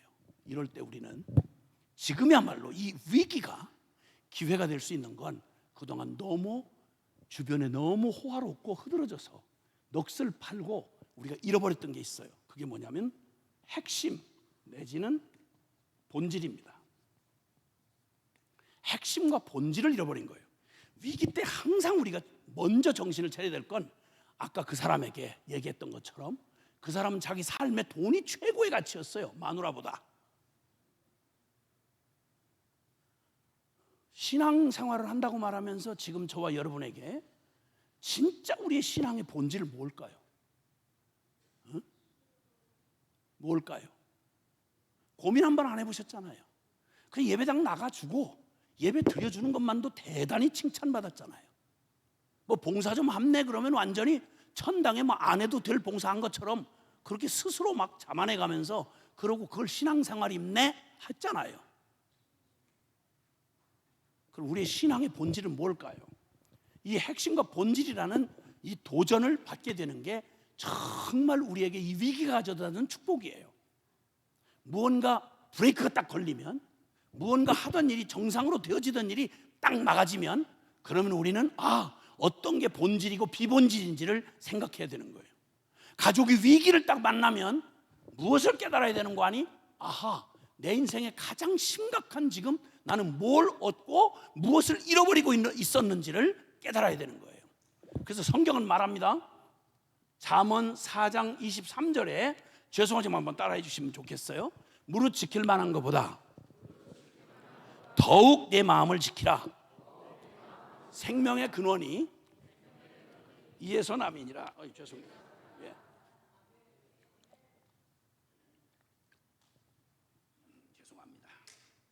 티셔츠 이렇게 좋아요. 젖어도 상관이 없기 때문에 많이 활용해 주시길 바라요. 하여튼 지킬 만한 모든 것들 다 귀하다. 지켜라. 열심히 지켜라. 그러나 더욱 지켜야 될 게 있다. 그게 뭐냐? 생명의 근원이 바로 네 마음에 있다. 네 마음을 돈 지키는 것보다, 명예 지키는 것보다, 네 외모 지키는 것보다, 너의 사업 지키는 것보다 천하의 어떤 것을 다해서라도 이것만큼은 놓치지 말아야 할 가장 본질적인 게 바로 마음이다, 이렇게 말씀하세요. 자, 그럼 그 얘기를 인간의 삶에서 가장 중요한 게 관계로 이루어져 있는데, 우리 인간 관계 중에 가장 중요한 기본이 바로 부부 아닙니까? 그죠? 부부. 대답하지 마세요. 너무 어려운 질문을 드려서 죄송해요. 근데 어쨌든 하여튼 뭐 현실은 지금 그렇더라도 부부라 그럴 때 부부를 부부되게 하는 가장 중요한 본질이 뭘까요? 아파트? 직장? 성공? 지위? 신분? 뭐 물론 있으면 더 좋겠죠. 그런데 다른 게 다 사라져도 부부를 부부되게 하는 가장 중요한 게 뭐냐? 아모스서 3장 3절에 보면요, 이런 말씀하셨어요. 죄송합니다, 따라합시다. 두 사람이 의합지 않고야 어찌 동행하겠느냐? 같이 산다는 의미가 마음으로 서로 하나 되어 서로 사랑하지 않는다면 그게 부부 호적을 올리고 애 낳고 재산 공동 소유하고 그러는데, 우리 다들 행복하자고 지금 맞벌이 부부 하잖아요. 맞벌이 부부가 뭐 죄도 아니다 지금 이런 얘기 하는 거 아니니까 오해하지 마시고요. 결혼하자마자 다들 우리 행복해야 돼. 그래, 우리 젊은 날에 준비하자고. 결혼하자마자 직장 휴가, 결혼 휴가 잠깐 끝나자마자 남편하고 아내 사이하고 볼 사이가 별로 없어요. 사람 보는 데서 정이 생기는 거거든요. 그러면 직장 동료하고는 평생을 같이 살면서 직장 동료하고는 늘 준비된 모습으로, 밝은 모습으로 만나요, 자주. 근데 부부는 꼭 만나는데 양쪽 다 지쳐가지고 다 죽을 만큼 피곤해 지친 얼굴로 그냥 완전히 흘러내린 피곤한 몸으로 두 부부가 저녁에 만나는 것밖에 없어요. 이게 시간이 계속 가면 무슨 일이 일어날까요? 지금 한국은 가정의 위기로 말할 때요, 세계 1위예요. 자살률 세계 1위고요 15년째. 자살 성공에서 통계 잡힌 것만 OECD 국가 중에서 부동의 1위예요. 3만 불 넘었다고 하는 나라가 수치스러운 이게 세계 지금 랭크되어 있는 게 얼마나 많은지. 사회 지수로 보면, 사회 행복 지수로 보면 여러분, 한국 사회는 심각한 위기 상황입니다. 애를 안 낳아가지고요, 요대로 다른 방법이 일어나지 않는 한 지금 0.78명인가 그래요. 두 부부가 2명을 낳아도 본전치기밖에 안 돼요. 근데 결혼한 두 부부가 아이를 낳는 비율이 0.78이면 반도 안 된다는 거예요. 점점 인구가 이미 줄기 시작했어요. 이렇게 하면 나중에 한국 민족 자체가 없어져요. 한국인이라는 자체가 없어지는 게 수학적으로 나와 있어요. 근데 이걸 누가 바꾸죠? 이걸 바꿀 수 있는 유일한 데가 어디냐면 교회예요. 근데 교회의 성도들이 앞장서 가지고 지금 서로 세속적이고 육적인 일에 익숙해져 가지고 오히려 세상보다 한 발 더 앞서서 세속화가 진행이 되고 있어. 이렇게 해서 부부가 이렇게 살다 보니까 다른 건 행복하자고 뭐 돈, 집, 차, 지위, 성공, 직장, 이 모든 걸 다 갖췄는데 아뿔싸 눈에 보이는 걸 지키느라고 뭘 잃어버리냐면 두 사람 사이에 사랑이 식어가는 걸 직감을 못한 거예요. 뒤로 자꾸 미룬 거예요. 그러다가 어느덧 가면 돌이킬 수 없을 만큼 마음이 완전히 식어버려. 여러분, 이렇게 해서 부부가 위험이 되면요, 제일 심각한 부부는요, 가난하고 병들고 이런 거 아니에요. 우리 부모 세대가 다 그렇게 살아왔지만, 저도 그렇게 살아봤지만, 여러분, 가정은 그러기에 더 어려울수록 더 가정은 끈끈해져요. 정상적이라면. 사랑하는 가족이 있다는 게 얼마나 든든한지 몰라요. 그런데 거꾸로 IMF 때 우리 한국 가정에 엄청난 가정이 깨졌어요. 빚졌다고, 사업 부도 났다고. 뭘 거지 같은 가정이, 이런 가정이 다 있어. 어떻게 결혼을 알고 결혼했길래, 아니 돈 사업 좀 부도 났다고 갈라지는 부부야? 원래 그렇게 했어? 무슨 정략 결혼했어? 돈 줄이자고 한 거야? 이게 결혼이야 이거? 여러분, 이 비극적인 열매가 지금 사회의 각계각층에 어떻게 이 비극이 스며들고 있는 거 아세요? 사회적으로 아무리 땜질하고 고치려고 해봐도요, 이 근본 문제가 해결 안 되면 해결 안 돼요. 여러분, 그 끔찍한 상처를 받은 아이들의 평생의 삶을 누가 보상해줘요? 그거 누가 고쳐주겠냐고. 가정 규모가 다 깨져가는 거예요. 근데 전부 뭐 먹고 살만해졌는데 뭐 다 자동차 끌고 내 편안하게 1인 가정이 엄청나게 늘어나고 있어요. 지금 둘도 같이 안 살아요. 그러니까 부부 중에 제일 비극적인 부부는 병들고 뭐 사업, 이게 아니고요, 마음이 식어진 부부. 이거 진짜 비극이에요. 옛말에 동상이몽이라는 말 있잖아요. 둘이 부부가 한 침상에 누웠는데 남자는 딴 여자 꿈꾸고 여자는 딴 남자 꿈꾸고, 이 빌어먹을 가정 아니에요 이거? 저주받은 가정 아니겠어요 이거? 근데 이거 드라마가 온통 그런 주제 아닙니까? 에? 다? 3류 소설도 안 되는? 이걸 드라마를 거의 80~90% 드라마에 미쳐가지고 교인들까지 다 드라마는 나의 목자시니 내가 부족함이 없으리. 권사가 성경 읽은 시간은 없는데 드라마에 푹 빠져 미쳐있는 권사, 이걸 권사라고 대접을 해주면서 교회가 근근히 유지를 해간다. 언제까지 이럴 것 같으세요? 죄송한데 저는 사람만 훈련하고요, 30년 넘도록 공동생활하면서 복음으로 어떻게 사람이 바뀌나 이거 가지고 평생을 산 사람이에요. 그러나 이제 사람 얼굴만 봐도 대강 견적이 나와요. 지금 표정 바꾸지 마세요. 내가 지금까지 미리 다 봐놨기 때문에. 인간 안 바뀌어요 여러분, 안 바뀌어요. 인간 안 바뀌어요. 근데 제일 비참한 사람이 어떻게 머리를 달고 살면서 이렇게 어리석어요. 부부가 행복하자고 만난 게 부부인데, 근데 진짜 누가 사람의 앞길을 알겠어요? 솔직히 그가 제일 내 인생 일대에 선택 중에 제일 참 실패한 선택, 그러면 최악의 선택, 이렇게 하면 딴 게 떠오르는 게 아니라 그놈이 왔다 갔다 하잖아요.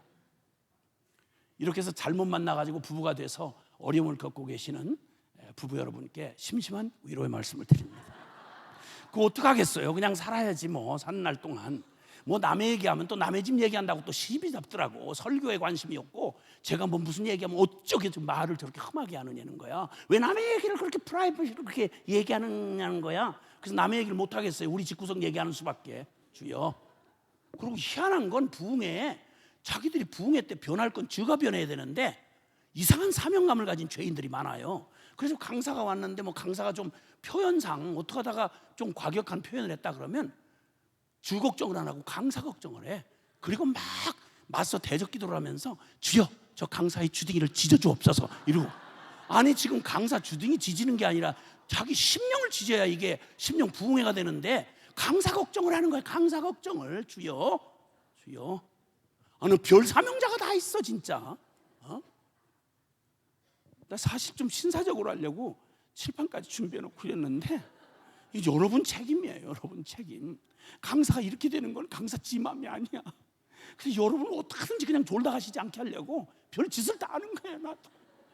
나도 나중에 동영상 내가 보면 무서워 죽겠어. 내가 제가 왜 저러나 이런 생각이 들고, 그냥 주님의 심정밖에는 이해가 안 돼요. 다른 게 없어. 그냥 어떻게든지 여러분이 그냥 구경을 막 이렇게 하고 그냥 갈까 봐. 그러니까 안타까워서 그냥 좋을 틈을 안 들이고 그냥 막 난리를 치고 이러는 거예요. 낮에 애가 다 있고 다 마누라가 있다고 오늘도 쫓아왔다고.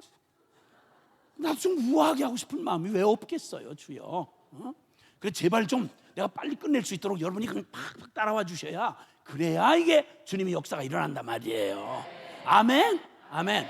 그래서 저 부부 잘못 만나가지고 부부가 딴 거 가지고는 모든 걸 극복할 수 있는데요, 마음이 병들잖아요. 관계 사이에 마음이 합하지 않잖아요.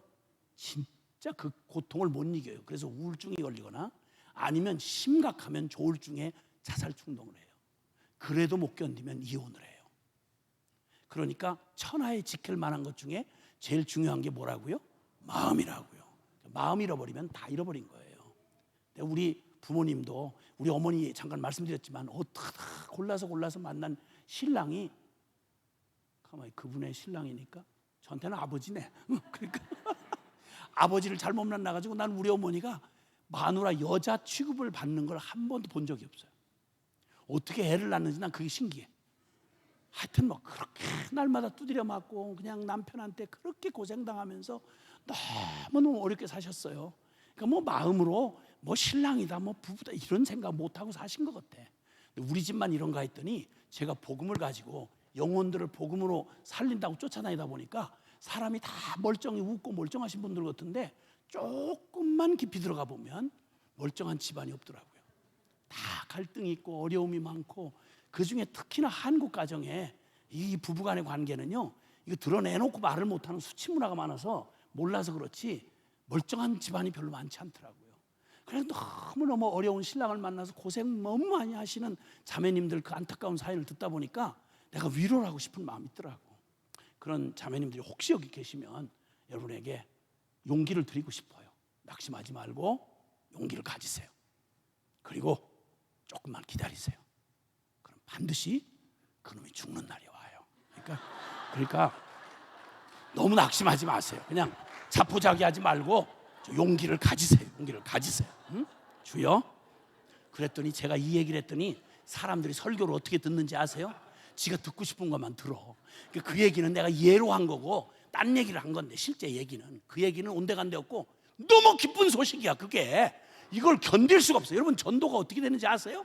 내가 너무 기쁘면 못 말리잖아요. 그걸 그렇게 하는 걸 전도라고 그래. 쥐어 짜듯이 나가라고 하면 가서 전도 받고 오고 이런 게 전도가 아니고, 그래 집에 가서 너무 이 기쁨을 감출 수가 없는 거예요. 그래가지고 밤 12시에 그날도 밤 12시 만땅이 돼가지고 들어오는 신랑 그놈을 잠이 안 오니까 그냥 너무 기뻐서 기다리고 있다가 문을 열고 들어오는 만땅에서 들어오는 신랑 놈을 맞이하면서 어머 여보 내가 오늘 교회 가서 너무 은혜를 받았다고. 글쎄 당신이 반드시 죽는데 이래가지고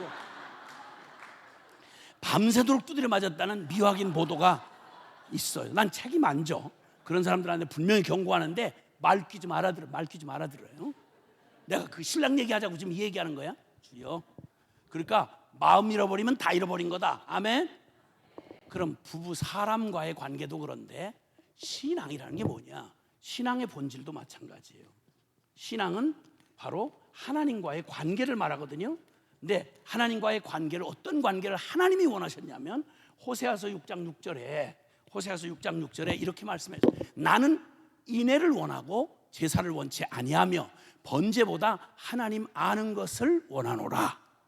이 말은 간단하게 말하면 나는 너희가 가져오는 이 헌금, 그리고 예배의 멋있는 예배 순서, 그리고 너희가 하는 모든 종교적 봉사 행위, 이걸 원하는 게 아니다. 난 널 원해.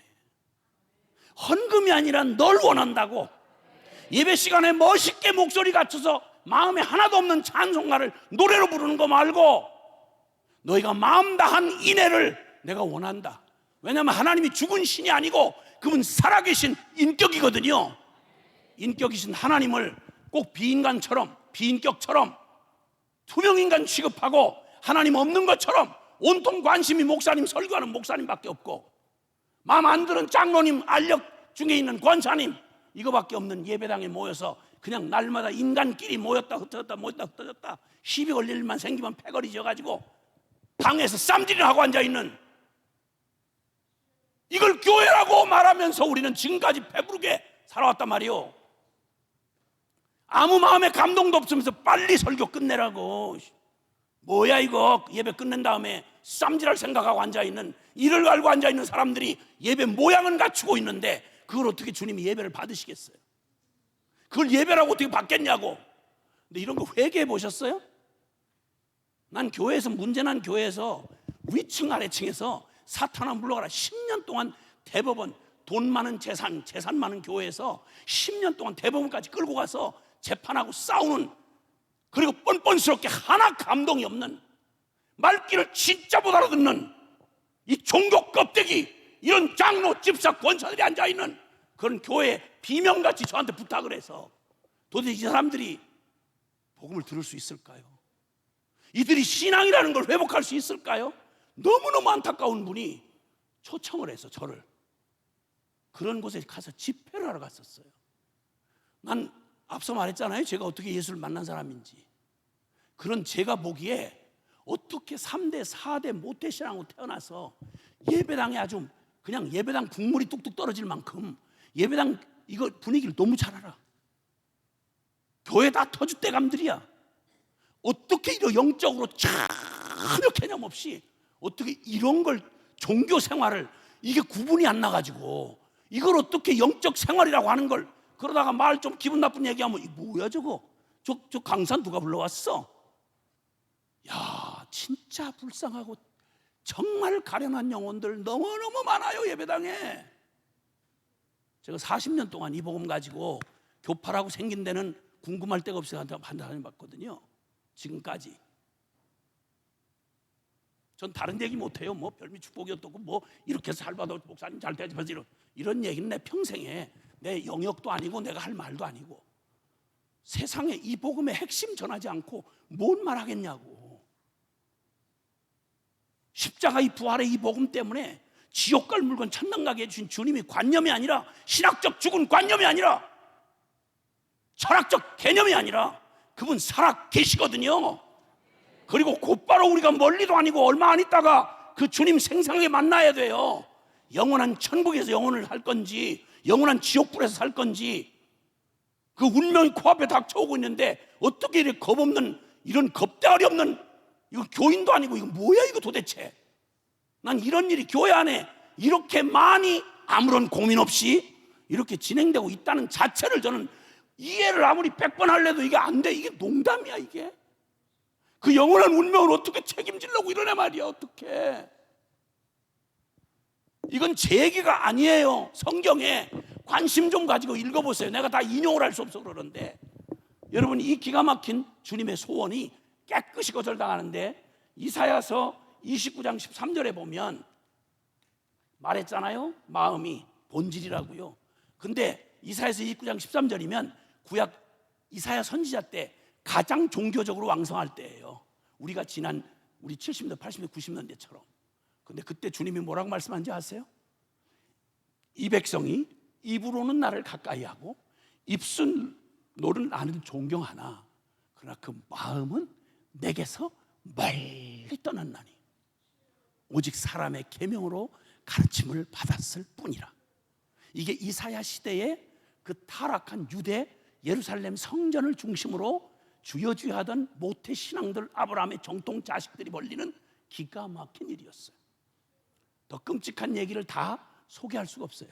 이사야서 1장은 시작하자마자 하늘이여 들으라 땅이여 귀를 기울이라 소는 그 임자를 알고 나귀는 그 주인의 구유를 알건만은 내 백성 내 이스라엘은 나를 모르고 나를 버리고 나를 떠나갔도다. 가슴 아픈 탄식을 하는 말이 아야 이사야서 시작하자마자 시작이 돼요. 그러면 이 마음이 떠나면 무슨 꼴이 생기는지 아십니까? 역사적 증거는 뭐 증거를 댈 게 없을 만큼 너무너무 쌓여 있는데 다른 거 그만 둬놓고 신약시대예요. 신약시대에 요한계시록에 7교회가 나와요. 그 중에 에베소 교회 그 다음에 7교회 중에 제일 칭찬을 많이 받던 교회죠. 제자 훈련 잘 받았고요. 대단히 단단한 교회였습니다. 역사에 하나님의 기적을 많이 봤고요. 바울 사도 최고의 선교사를 통해서 제자 훈련 십자가 복음 정확하게 받았던 교회여서 주님이 다 칭찬하셨어요. 그 중에 딱 하나 무슨 위기가 찾아왔냐면 그 교회가 워낙 칭찬을 받고 대단한 교회다 보니까 자기들 스스로도 전부 주님을 위해서 복음을 위해서 아주 전사들이 되어 있었어요. 그러는 사이에 주님 요한계시록 2장 4절 5절에 그러나 너희에게 책망할 일이 하나 있다. 그것은 바로 너희가 처음 사랑을 버렸느니라.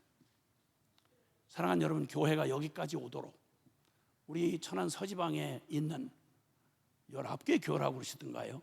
그 교회 한 교회는 크고 적음을 떠나서 어떤 기도와 눈물로 그 교회가 지금 여기까지 이르렀는지 여러분 아시잖아요.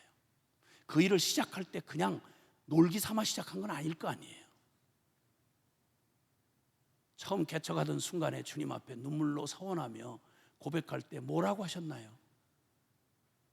그 사랑은 지금 현재형입니까?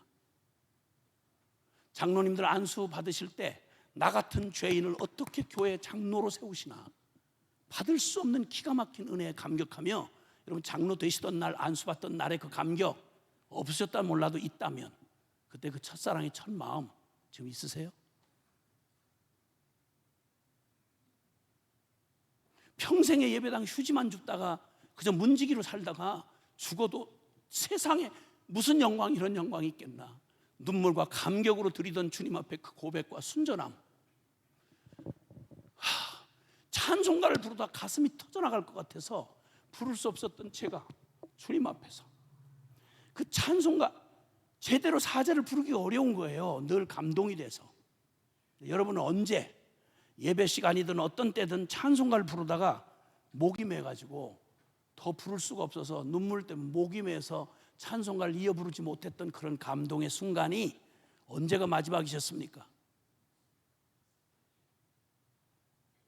하나님의 말씀 설교를 듣다가 그 말씀이 내 가슴을 쳐서 마음에 남이 모르는 감동 때문에 눈물을 쏟고 회개를 해본 적은 언제가 마지막이셨습니까?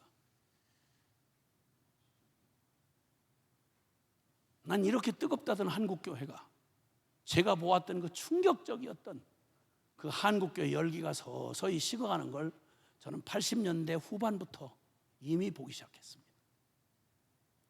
기도원에 그냥 불쌍한 교인들이, 한국교회 새벽기도 그러면 보통 최소한 11조 이상이라고 그랬습니다. 울어도 예배당 와서 울었고요, 하소연을 해도 예배당에서 하소연했다고. 그래서 의지할 데 없는 교인들이 산자락마다 붙들고 산기도에, 철야기도에, 금식기도에 매달리면서 그 기가 막힌 운명에 찌그러들지 않고 그 모진 세월을 이겨내면서 남편을 두드려 맞고 버림받고 그저 그 척박한 환경에 어느 사회적 보험 못 받아도 오직 주님 한 분 매달려서 그저 공단에서 공장에 그 청춘 다 그렇게 보내면서 손가락이 잘리고 그 어려운 난관을 겪으면서도 다르게 반응하지 않았고 하나님 앞에 울며 매달렸어요. 그리고 자식들 늠름하게 키워냈어요. 한국 사회의 중추적 역할을 하는 사람들로 세워냈어요. 그 뜨거운 가슴과 열기를 가졌던 한국교회 기도는, 난 세상에 나가서 다른 나라 사람들이 소문을 늦게 듣고 한국교회 기도하는 교회라는데 우리 좀 기도 좀 가르쳐달래요. 너무 기가 막혔던 중국 지하교회 핍박을 이겨낸 그 지하교회 지도자들을 만나서 이 말씀을 전하는데 이분들이 뭐라고 그러는 거 아니, 한국교회 얘기를 들었다는 거예요. 그분들은 목숨 걸고 살아왔어요. 수십 년 동안 그냥 완전히 짓밟히며 예배당 안 왔고 신학교 안 왔고 목사 안수 없고 성경책도 제대로 못 가지고, 그러면서도 여러분 1949년 공산화 이후에 수십 년 동안 알려진 예배당 다 때려부시고, 그리고 전부 사기꾼 같은 놈들 삼작교회로 어영교회만 남겨놓고 나머지 그냥 싹쓸어 그냥 질질 끌어다 빨고 벗겨가지고 가진 모욕을 다 하고 그냥 고난을 당하고, 이런 속에 100배가 부흥했어요. 100배가 부흥을 했다고요. 그 모진 시련 속에 그분들이 한국교회 소문을 잘못 듣고, 한국교회 기도하는 교회인데 우리한테 기도 좀 가르쳐 달라는 거예요. 내가 사과를 해서 무릎 꿇고 미안하다고, 죄송하다고, 과거 얘기라고, 당신들이 우리 한국교회를 도와줘야 된다고, 당신들에게 배워야 한다고. 우리는 미안해서 말을 못 하겠는 거예요. 저 기도 동원하고 다닌 사람이거든요. 수만 명 되는 교회 가서 집회를 하고 나면 기도의 자리까지 순종하고 나오는 사람 몇 명 안 돼요. 몇 명 안 돼요. 그럼 기도가 없이는 절대 응답받을 수 없는데, 너희가 얻지 못하면 구하지 아니하며 구하여도 얻지 못하면 정욕으로 쓰려고 잘못 구한 거다. 성경에, 신약 성경의 약속을 보시면 알지만 기도 없이 이루어질 일 아무것도 없어요. 조건이 딱 하나예요. 기도해야만 응답이 되게 돼 있어요. 근데 기도 안 해요. 사람한테 가서 혀굽은 소리 나고 돈 많은 장모님한테 돈 헌금해달라고 말은 부접스러운 소리는 해도 기도를 안 하는 거예요. 기도는 웬 회의 세미나는 그렇게 많은데 기도를 안 하는 거예요. 저는 성가대가 하나님 앞에서 영적으로 가장 앞선 영적 전투에 전이부된 줄은 알고 계신지 모르겠어요. 성가대의 영성은 그냥 노래 목소리 잘하는 거 결코 아닌 거 아시죠? 성가대는 노래 잘하는 합창단 아니에요. 옛날에 전쟁 때 예배팀은 앞서서 무기보다 먼저 앞서가지고 목숨 걸고 하나님의 임재를 구하면서 찬양하며 하나님의 이름을 높이면서 앞서 나간 거 알고 계시죠? 하나님 앞에 예배 앞에 나가는 제사장은 목숨 각오하고 들어갔어요. 제일 뛰어난 영성을 가져야 되는 게 뽐내는 노래를 하는 사람이 아니라, 가수가 아니라 하나님 예배자라 이 말이에요. 예배자. 성가대가, 기도 많이 하는 성가대원들 많이 못 봤단 말입니다. 우린 뭐 하는 거죠? 요한 웨슬레는 285년 전 회심을 하고, 그는 세계는 나의 교구라고 외치면서 나에게 하나님만을 두려워하고 하나님을 경외하는 사람 100명만 달라고, 그럼 나는 세계를 뒤집어 놓겠다고. 이 똑같은 신앙, 그가 믿었던 하나님이 오늘날 한국의 감리교회에 하나님 아닙니까? 감신대 집회를 하러 갔더니 이게 도대체 이게 무슨 어디 도떼기 시장도 아니고, 죄송한 말인데 복음에 전혀 관심도 없고 못 알아들어요. 데모한다고 흉내를 내가지고 온통 그냥 신학교 앞마당에다 완전히 텐트 쳐놓고 사회 정의가 어떠니, 뭔 정의를 그렇게 의로워서, 뭔 정의를, 복음을 고작 안다는 게 그 수준이야? 이제 더 이상 우린 더 이상 이대로는 안 된다는 것쯤은 동의하셔야 됩니다. 우리 이대로는 안 돼요. 하나님 우리를 좀 바꿔주세요. 우리를 변화시켜주세요. 우리 한국교회를 좀 살려주세요.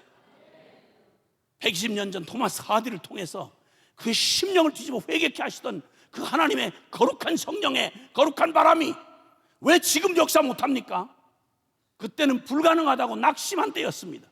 토마스 하디가 이 한국 사람, 이 사람들, 이 조선 사람들 이거 안 된다, 이 사람들은 수준이 낮다, 인종차별적으로 생각을 했습니다. 백인에다가 의사에다가 잔뜩 백인 우월주의를 갖고 있던 그가 강원도 통천에서 완전히 사역 몇 년 동안 실패를 경험하고 완전히 비참한 마음으로 왔다가 기도하던 중국 선교사들의 간청에 의해서 그 선교사들을 위한 모임을 준비하다가 성령께서 그의 심령을 때리셔서 그 안에서 일어난 회개가 도화선이 돼서 선교사들이 회개를 하고 부흥이 일어나고 그게 교회로 번지고, 그리고 하나님께서 그 오만하던 백인 우월주의의 교만을 꺾어버리고 하나님의 놀라운 부흥의 불길을 붙여주신 그 성령님은 지금 이 밤도 우리에게 동일하게 역사하십니다.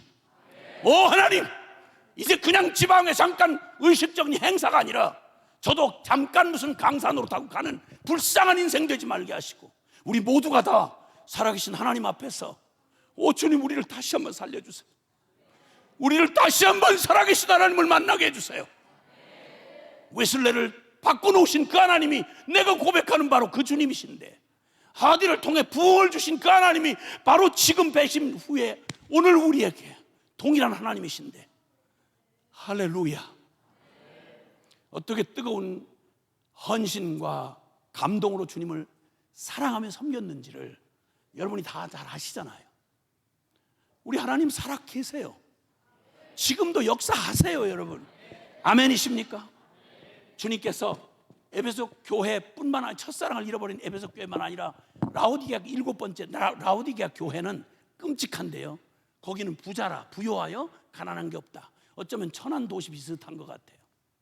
갑자기 늘어나고 경제 수준이 높아지고 젊은 세대들이 들어오고 학벌 수준이 높아지고 이러니까, 교인들이 세상적 수준이 높아지고 이러니까 다 자기 개인주의가 충만하고, 그리고는 그들 스스로 생각하기를 우리는 부자라 부여하여 가난한 게 없다. 경제적으로 수준이 높다 보니까 교회가 뭘 했다 하면 세련돼, 뭘 했다 하면 수준 높아. 그 수준, 눈으로 보이는 수준이 예배 수준이 높고 노래 수준이, 성가대 수준이 높고, 그리고 예배 콘티 짜고 악기 멋있고, 이게 하나님 앞에 잘 쓰이면 고맙겠지만 이게 영성을 대신할 수는 없고 우리의 믿음을 대신할 수는 없지 않습니까? 본질은 아니지 않습니까? 죄송한데 이 라오디게아가 갖고 있는 영적 이 중병을 주님이 직접 뭐라고 말씀하시는 거 아니? 너 차든지 덥든지 해라. 믿는 것도 아니고 안 믿는 것도 아니고 너 차든지 뜨겁든지 해라. 아니면 내가 너를 토하여 내칠 수밖에 없다. 그리고 너 지금 내 스스로 부여하여 부족한 게 없다는가 이렇게 말을 하는데, 너 제발 네 겉모습 육신으로 사는 존재가 아닌데, 교회가 종교 집단이 아닌데 네 영적인 모습을, 내가 보는 너의 영적인 모습은 헐벗고 병들었고 굶주리고 완전히 말라 비틀어져 가지고 완전히 죽은 자와 같아.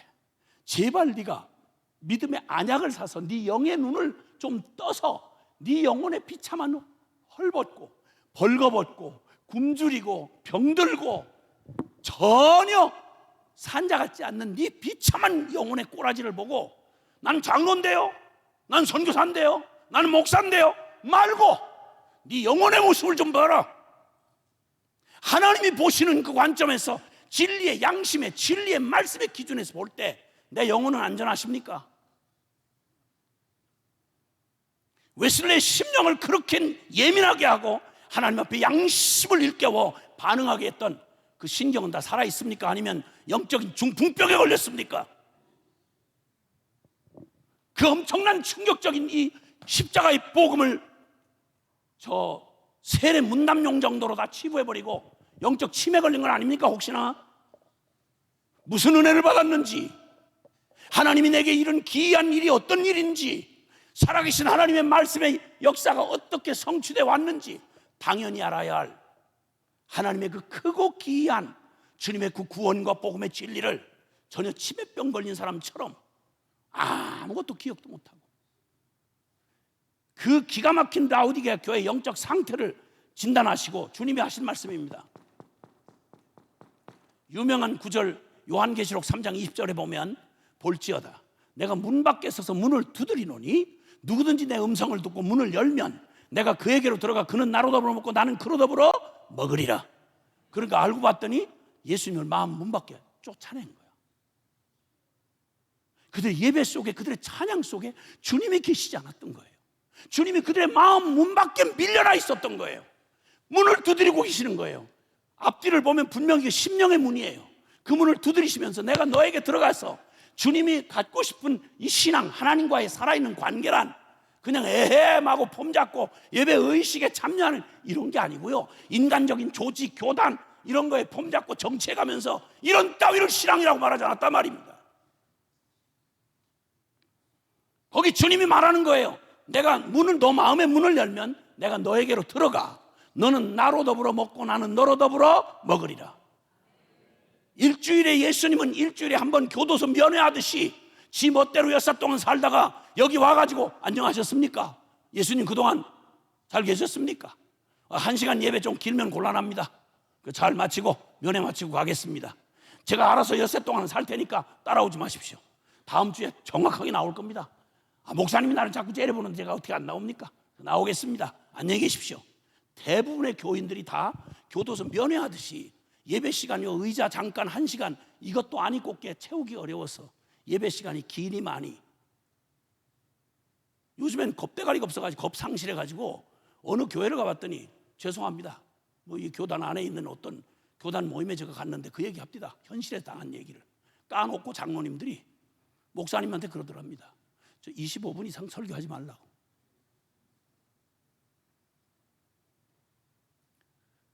누가 세웠죠, 이런 장로를? 이 교회가 뭐 하는 데죠?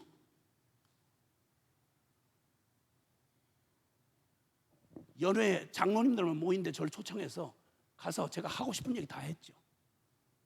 나라가 이 꼴이 되고 가사가 기울면 인간 최소한 양심으로도 이 책임 누가 져야 되겠냐?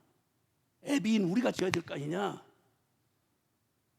교회를 이 지경 만들어 놓고 장로 대접 다 받다가 그렇게 죽어서 편안하게 주님 만나겠냐?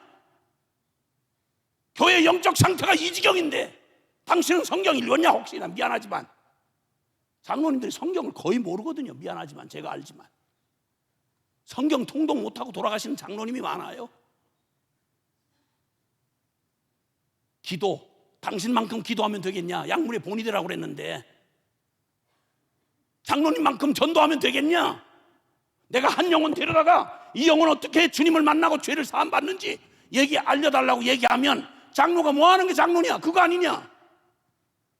할 수 있겠냐? 저는 훈련한 사람이에요. 훈련한 사람. 말장난하는 사람이 아니고, 분위기 잡는 사람이 아니고, 훈련은 정확한 결과를 목표로 해놓고 될 때까지 하는 걸 훈련이라고 그래요. 권사님 중에 자기 밥그릇 찾아 먹는 기도나 하루에 1시간 정도 기도하는 사람 몇이나 될까? 이 똑똑한 권사님들 요즘에 대학 나온 권사가 많던데, 먹고 살만해지면 별 볼 일 없어지는 게 신앙입니까? 그게 우리가 아는 예수요? 좋은 말 하다가 제가 너무 마음이 상해가지고요. 뭐 하는 건가? 이거 무슨 쇼를 하는 건가? 뭐 하는 건가 이거? 연예인 하나 불러다가 그냥 위로잔치 하는 거예요 이거? 여러분, 저와 여러분이 안 바뀌면요, 미안하고 죄송하지만 이번 집회는 어쩌면 저와 여러분의 생애에 주님의 마지막 경고가 될는지 모릅니다. 기억하세요. 똑바로 기억하세요. 세상에 그렇게 육신을 위해서는 그렇게 얼떨살떨하게 시간 챙겨서 그냥 맛집 찾아다니고 건강관리하고 이렇게 살면서 하나님에 대해서는 그렇게 인색하게 하나님 음성 들을 새가 없도록 그렇게 살아간 영혼이 그 어디 가겠소? 그냥 생각해봐도 이걸 목회라고 하고 있냐 말이에요. 이게 그런 사람 수만 명 모아놓으면 그거 뭐 하는 겁니까 그거? 아니, 제가 궁금해서 묻는 거예요. 난 안모태 출신이야. 예수 만나고 들어온 사람이라고. 근데 어떻게 이렇게 성경을 많이 듣고 어떻게 평생을 그렇게 교회 안에 기득권을 누리면서 어떻게 이럴 수가 있어요? 어줍지 않게 신학 좀 했네 그러면 한 번도 만나보지 않는 예수님의 이름을 가지고 별짓을 농담을 다 하고, 뭐 퀴어 신학이니 사신 신학이니 이름만 붙이면 신학이야. 이런 이 영혼 장사를 하는 거예요. 뭐야 이거? 오죽 끔찍하면 제가 충격을 받았으면 이러겠어요. 농담인 줄 알았어요. 이름만 되면 여러분이 어쩌면 아시는 분들 많이 계시는 교회인데 거기를 갔는데 그 아주 뭐 다원주의니 포스트 모던이니 서양의 그 썩은 신앙 물을 먹고 온 어떤 한국 유명했던 어떤 사람이 목회하던 곳이에요. 그 선임 목사가 후임 목사한테, 난 농담인 줄 알았어요. 농담할 분위기가 아니죠. 후임 목사한테 등을 뚝뚝 두드려주면서 여보게, 목회라는 건 그게 어렵지 않아. 쉬워. 딱 2가지만 하지 말게. 첫째, 지금 시대가 어느 시대인데 십자가 일어나. 십자가 얘기 절대 하지 말게. 정통 교단에 죄송합니다. 여러분이 속한 교단입니다. 그 2번째, 성령 그런 얘기 하지 말게. 지금 얘기가 어느 때인데 그럼 요 2가지만 하지 말고 1가지만 꼭 기억하고 하게. 이게 후임 목사한테 선임 목사가 남겨주는 지침이에요. 그건 다른 게 아니고 피곤해 지쳐 사람들 오늘날 현대인 살기 어려워. 그러니까 좋은 예화집에서 좋은 예화 찾아가지고 설교가 끝나기 전에 한번 교인들이 팍 하고 이렇게 웃을 수 있도록 좋은 예화를 하나씩 꼭 챙겨서 설교 시간에 꼭 하나씩 그 시간이 끝나기 전에 한번 팍 웃도록, 그래서 엔돌핀이 막 일어나도록 그렇게 하도록 하게. 그러면 목회는 어려울 거 없어. 이게 농담이 아니라 이 목사님, 후배 목사님이 복음을 아는 분인데 죽을 것 같은 거예요. 그러니까 아예 잘릴 생각하고 저를 불렀어요. 70주년 기념 성회에 제가 갔습니다. 이게 한국의 정통 교단 안에서 일어나는 일입니다. 뭐 그 말장난 그 얼마 안 가서 끝나죠. 주님 만날 텐데. 그렇지 않겠어요? 그 숨 언제까지 쉬겠어요 그 인간? 주님 만날 텐데. 너 예수님 이름 가지고 너 장난 많이 했더라. 너 주의 종이라고 그러면서 너 성경책 들고 아주 재밌는 얘기 많이 했대. 너 그렇게 해서 넌 천국 원래 안 믿었잖아. 그럼 네 믿는 대로 가 그럼. 더는 안 돼요. 진짜 더는 안 됩니다 여러분. 우리 더는 안 됩니다. 선택하셔야 합니다. 살아계신 하나님 편에 서든지 아니면 아니든지. 이제 종교 냄새 피우면서 분위기 잡고 믿지도 않고 만나보지도 않은 예수님 이름 팔아가지고 교회 붙어가지고 이상한 월급 받고 이렇게 하지 말고, 못 만났으면 못 만나다 톡 까놓고 얘기를 하라고. 믿음이 없으면 없다고 불쌍히 여겨달라고 얘기를 하자고. 정직하게. 주님 저 죄인인데 안 믿어집니다. 불쌍히 여겨주세요. 그렇게 하고 싶습니다. 근데 위선은 못하겠습니다. 외식 못하겠습니다. 날 좀 살려주세요. 적어도 이래야 될 거 아닙니까? 내가 만나지도 못한 예수를 팔아서 누구 인생 망치려고 교회가 전도를 합니까? 저도 안 믿는 천당을, 저도 안 믿는 십자가를. 이런 일은 있어서는 안 됩니다, 여러분. 있어서는 안 됩니다. 그래서 말입니다. 주님께서 우리를, 만약 복음의 능력이 우리의 삶을 변화시키려면요, 다른 걸 변화시키는 게 아니라 내 영혼의 중심, 즉 내 마음 중심을 바꿀 수 없다면 그 복음은 나한테 복음이 될 수가 없어요. 마음으로 믿어 의에 이르고 입으로 시인하여 구원에 이르느니라. 할렐루야. 마음으로 믿어진 바는 절대 외식을 할 수가 없어요. 믿어진 대로 사는 거예요. 그러니까 우리 사는 행동을 보면 돈을 믿는 사람인지 아니면 정말 성령을 믿는 사람인지 말 안 해도 나타나요. 부자 관원이 그렇게 율법을 지키고 어떻게 하면 영생을 얻겠냐고 주님 앞에 나왔을 때 누가복음 18장에 그때 주님이 그 중심을 콕 찌르시잖아요. 너 돈이냐 영생이냐. 그랬더니 그렇게 진지하게 어릴 때부터 율법을 어긴 적이 없다던 가장 완벽했던 유대인인 그가 영생을 추구한다고 진지함으로 자기도 속여가면서 예수님 앞에 나왔던 그가 주님이 딱 한마디로 찔렀어요. 너 돈이냐 영생이냐. 네 모든 재산 다 팔아 가난한 자들에게 나눠주고 넌 날 따르라. 그럴 만한 가치가 영생인 거 너 아느냐? 그럴 만큼 실제가 영생이냐? 라고 물었더니 성경은 아쉽게도 그가 재물이 심히 많음으로 근심을 하며, 근심하는 건 죄가 아니에요. 근심을 하는데 어느 쪽으로 엎어지는 거 아니? 역시나 그가 믿은 쪽으로 엎어지는 거예요. 그는 돈 쪽으로 엎어져서 근심하며 돌아가니라. 그때 주님 말씀하세요. 부자가 천국 들어가기가 낙타가 바늘구멍으로 들어가는 것보다 더 어렵다고요. 누가 그런즉 누가 구원을 얻겠습니까? 이 불가능한 구원을 사람으로서는 할 수 없으되 하나님으로는 하실 수 있지 라고 말씀하세요. 그러니까 저는 분명히 믿어요. 저 같은 이 무지한 인간에 어떻게 살아계신 주님을, 보지 못한 주님을 내가 믿게 하시고, 그리고 돌이켜서 그때로부터 한번 잠깐 뜨거웠던 게 아니라 지금까지 그 아이들 낳는 쪽쪽 전부 선교사로 바쳤거든요. 지금 다 선교사로 살아요. 저랑 똑같은 원리로요. 하나님 믿는 믿음이기 때문에 보장 아무것도 없어요. 오늘 살고 내일 주님 천국 불러가셔도 여한 없도록 똑같은 믿음으로 지금도 살아계신 주님 따라서 그냥 주님 순종하고 지금 살아요. 우리 아이들 5 다. 저와 함께하는 수백 명의 종신헌신하고 무소유로 월급 한 푼 없이 주님 오직 복음 주신 주님 때문에 살아계신 주님이 그의 나라와 그의 의를 구하면 이 모든 거 더해 주신다는 걸 문자 그대로 믿었어요. 여러분도 믿으세요? 정말? 그럼 순종 못할 거 없잖아요. 순종 못할 거 없잖아요. 그렇게 순종했더니 주님이 지금까지 저 굶어 죽지 않고 주님 만나서 50년 동안 하나님이 한 번도 실망시키지 않으시고, 부자는 저한테 도와줄 게 없어요. 왜냐하면 전 돈으로 사는 사람 아니니까. 저 어지간히 이런저런 사람들 꽤 알거든요. 그냥 허세가 아니라 복음 전하니까. 근데 그분들이 저를 도울 건 별로 없어요. 그러나 나는 그분들을 도울 게 있어요. 왜냐하면 복음을 가지고 있기 때문에. 우리 선배 베드로와 요한이 한 말처럼 나는 은과 금은 내게 없지만 내게 있는 것으로 너에게 주노니 나사렛 예수의 이름으로 걸어라. 교회는 다른 건 없어도 우리 교회가 가지고 있는 것으로 이 세상을 향하여, 천안을 향하여, 이 민족을 향하여 줄 게 있으니 너 예수의 이름으로 일어나 걸어라 하고 전할 예수님의 십자가 부활의 복음이 있다 이 말입니다. 그러면 안진뱅이 일어난 정도가 아니라 우리의 영혼을, 저 지옥 갈 영혼을, 하나님을 반역하던 우리 죄인을 바꾸어서, 뒤집어서 주님께서 우리를 바꾸어 주를 따르는 사람들로 우리를 변화시킬 수 있습니다. 할렐루야.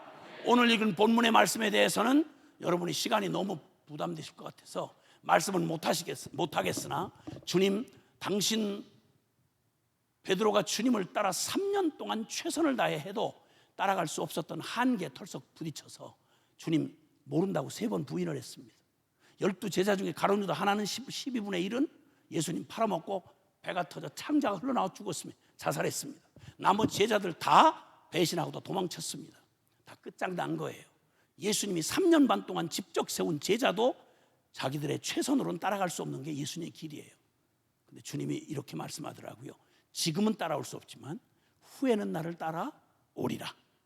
그러시고 주님이 그 십자가 부활의 끔찍한 그 처절한 패배를 경험하고 난 틀렸어, 난 사도 아니야, 나 같은 게 무슨 주의 종이야 하고 옛날 업으로 돌아갔던 배신자 베드로와 제자들이 배신의 그물질 풍덩거리고 있던 디베랴 바닷가에 찾아오신 장면이 요한복음의 마지막 21장을 장식하고 있고, 주님은 거기서 딱 한 가지만 물으셨습니다. 너 각오 제대로 돼 있냐? 너 앞으로 똑바로 하겠어? 너 전문성 갖췄어? 안 물었습니다. 우리의 관심사를 하나도 묻지 않았어요. 주님이 3년 반 동안 제자 훈련 목적이 분명히 드러났습니다. 이렇게 묻습니다. 요한의 아들 시몬아, 네가 나를 이 사람들보다 더 사랑하느냐? 주님은 그가 얼마나 불가능하고 그 힘으로 따라올 수 없는 자인지를 잘 아세요. 그 연약함이 드러난 그때, 실패한 그 자리에서 그때 주님이 물으시는 건 그의 중심에, 내가 이렇게 무능하고 불가능한 자이지만 그러나 주님을 만난 뒤에 자기도 모르게 변한 게 있었어요. 그의 심령에 주님의 사랑이 부어져 버린 거예요. 그래서 운명적으로 달리 대답할 수 없으니까, 주님, 제가 주님을 사랑하는 줄은 주께서 아시나이다. 잘 믿었든 못 믿었든 내가 아는 만큼 열심을 다해 주님을 사랑한다고 쫓아왔던 우리의 가슴에 주님은 외적인 걸 남기지 않으시고요, 우리의 심령 안에다가 내 영혼을 지으신 하나님이 내가 어떻게 바뀌는지를 아시니까 내 심령 안에다가 주님의 사랑을 나도 모르는 사이에 차곡차곡 부어오신 거예요. 그리고 나중에 실패한 그 자리에서 쿡 찌르니까 네가 나를 사랑하냐고 그러니까 베드로가 대답을 하죠. 예, 제가 주님을 사랑하는 줄은 주께서 아시나이다. 이건 운명적인 고백이에요. 나 이렇게 실패하고 배신했고 따라갈 수 없지만 그나는 어느덧 주님 없이는 못 살아요. 주님 아니면 난 못 살아요. 넘어지고 자빠지고 부족한 거 분명하지만 제가 부인할 수 없는 건 젖먹이 아이가 엄마 떨어지면 죽는 줄 알듯이 예수님 없이는 못 살아요. 그게 저의 고백이에요. 이 고백을 받으시고 주님은 순교를 약속하시면서 넌 날 따르라고 그러세요. 근데 죽기까지 각오를 해도 못 따라가던 베드로가 주님의 이 사랑에 딱 확인을 받고 나서는 그는 끝까지 죽는 자리까지, 순교의 자리까지 주님을 따라간 역사의 가장 중요한 제자의 모범이 된 사람이었어요. 오늘 주님은 이번 성회를 통해서 주님 우리 안에 딴 거 바꾸지 마시고 우리의 영혼 안에 이 놀라운 기적을 이루어 주시기를 바랍니다. 두 손을 좀 높이 들어보시겠습니까? 두 손을 좀 높이 들어보시겠어요? 여러분, 그 이 두 손을 들었다 하면 그냥 드는 게 아니고요, 이게 전심을 의미한다고 하는 표현입니다.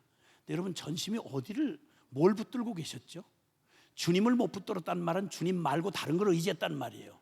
사람을 의지했거나 나를 의지했거나 돈을 의지했거나 세상이 눈에 보이고 태어나서 생긴 그 불안한 그 마음을 가지고 보이지 않는 주님보다는 현실적인 돈, 현실적인 눈에 보이는 네 자아가 시키는 모든 것들, 그래서 내 힘과 내 능력으로 어떻게든지 살아보려고 애를 썼던 나 하고 살아왔던 내 인생에 여전히 주인이 나고 내가 오직 바라고 붙들었던 게 내 눈에 보여지는, 믿어지는 막 그 안정감, 그걸 붙들었어요. 근데 주님이 나오라고 하실 때는요,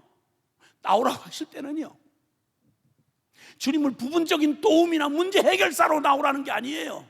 주님 십자가에 나 위에 죽으실 때 나 함께 죽었고, 이제는 예수님이 나의 도움이 부분적인 힘이 아니라 주님 나의 생명 전부가 되어주세요. 그래서 주님 없이는 난 한순간도 살 수 없어요. 주님이 내 인생의 전부이며 내 인생의 목적이며 내 인생의 능력이십니다. 주님, 언젠가 첫사랑 때는 이 고백을 했었을 텐데 어느덧 우리는 이렇게 변했죠.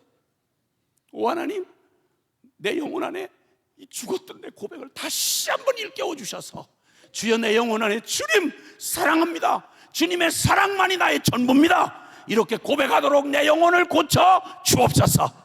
우리를 해방시켜 주옵소서.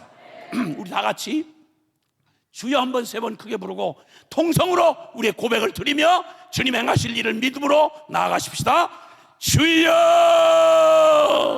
주여, 주여. 사랑하시는 아버지 하나님 감사합니다. 주여 주여 주여 주여 주여 감사합니다. 오 주님, 예 주님 감사합니다. 사랑하시는 나의 아버지, 영광의 주님, 오 주님 주님 주님, 내가 주님을 사랑하는 줄 주께서 아시나이다. 주님 없이 살아왔던 나, 주님 없이 내가 주인 되어 살아왔던 나, 세상의 눈에 보이는 것들, 주님 만겨지는 것들, 오직 나 하며 살아왔던 불쌍한 나를 주여 긍휼히 여겨주시고, 주여 나를 불쌍히 여겨주시고, 이번에 나를 살려주시고, 웨슬레를 변화시켜 주셨던 주님, 토마스 하디를 변화시켰던 주님, 내 심령 안에 당신의 일을 이루사 주님의 사랑이 나를 강권하시고 주님이 나의 인생의 전부가 되어 주시옵소서. 오 주님, 오 주님, 예수의 생명과 예수의 능력 안에서 모든 것을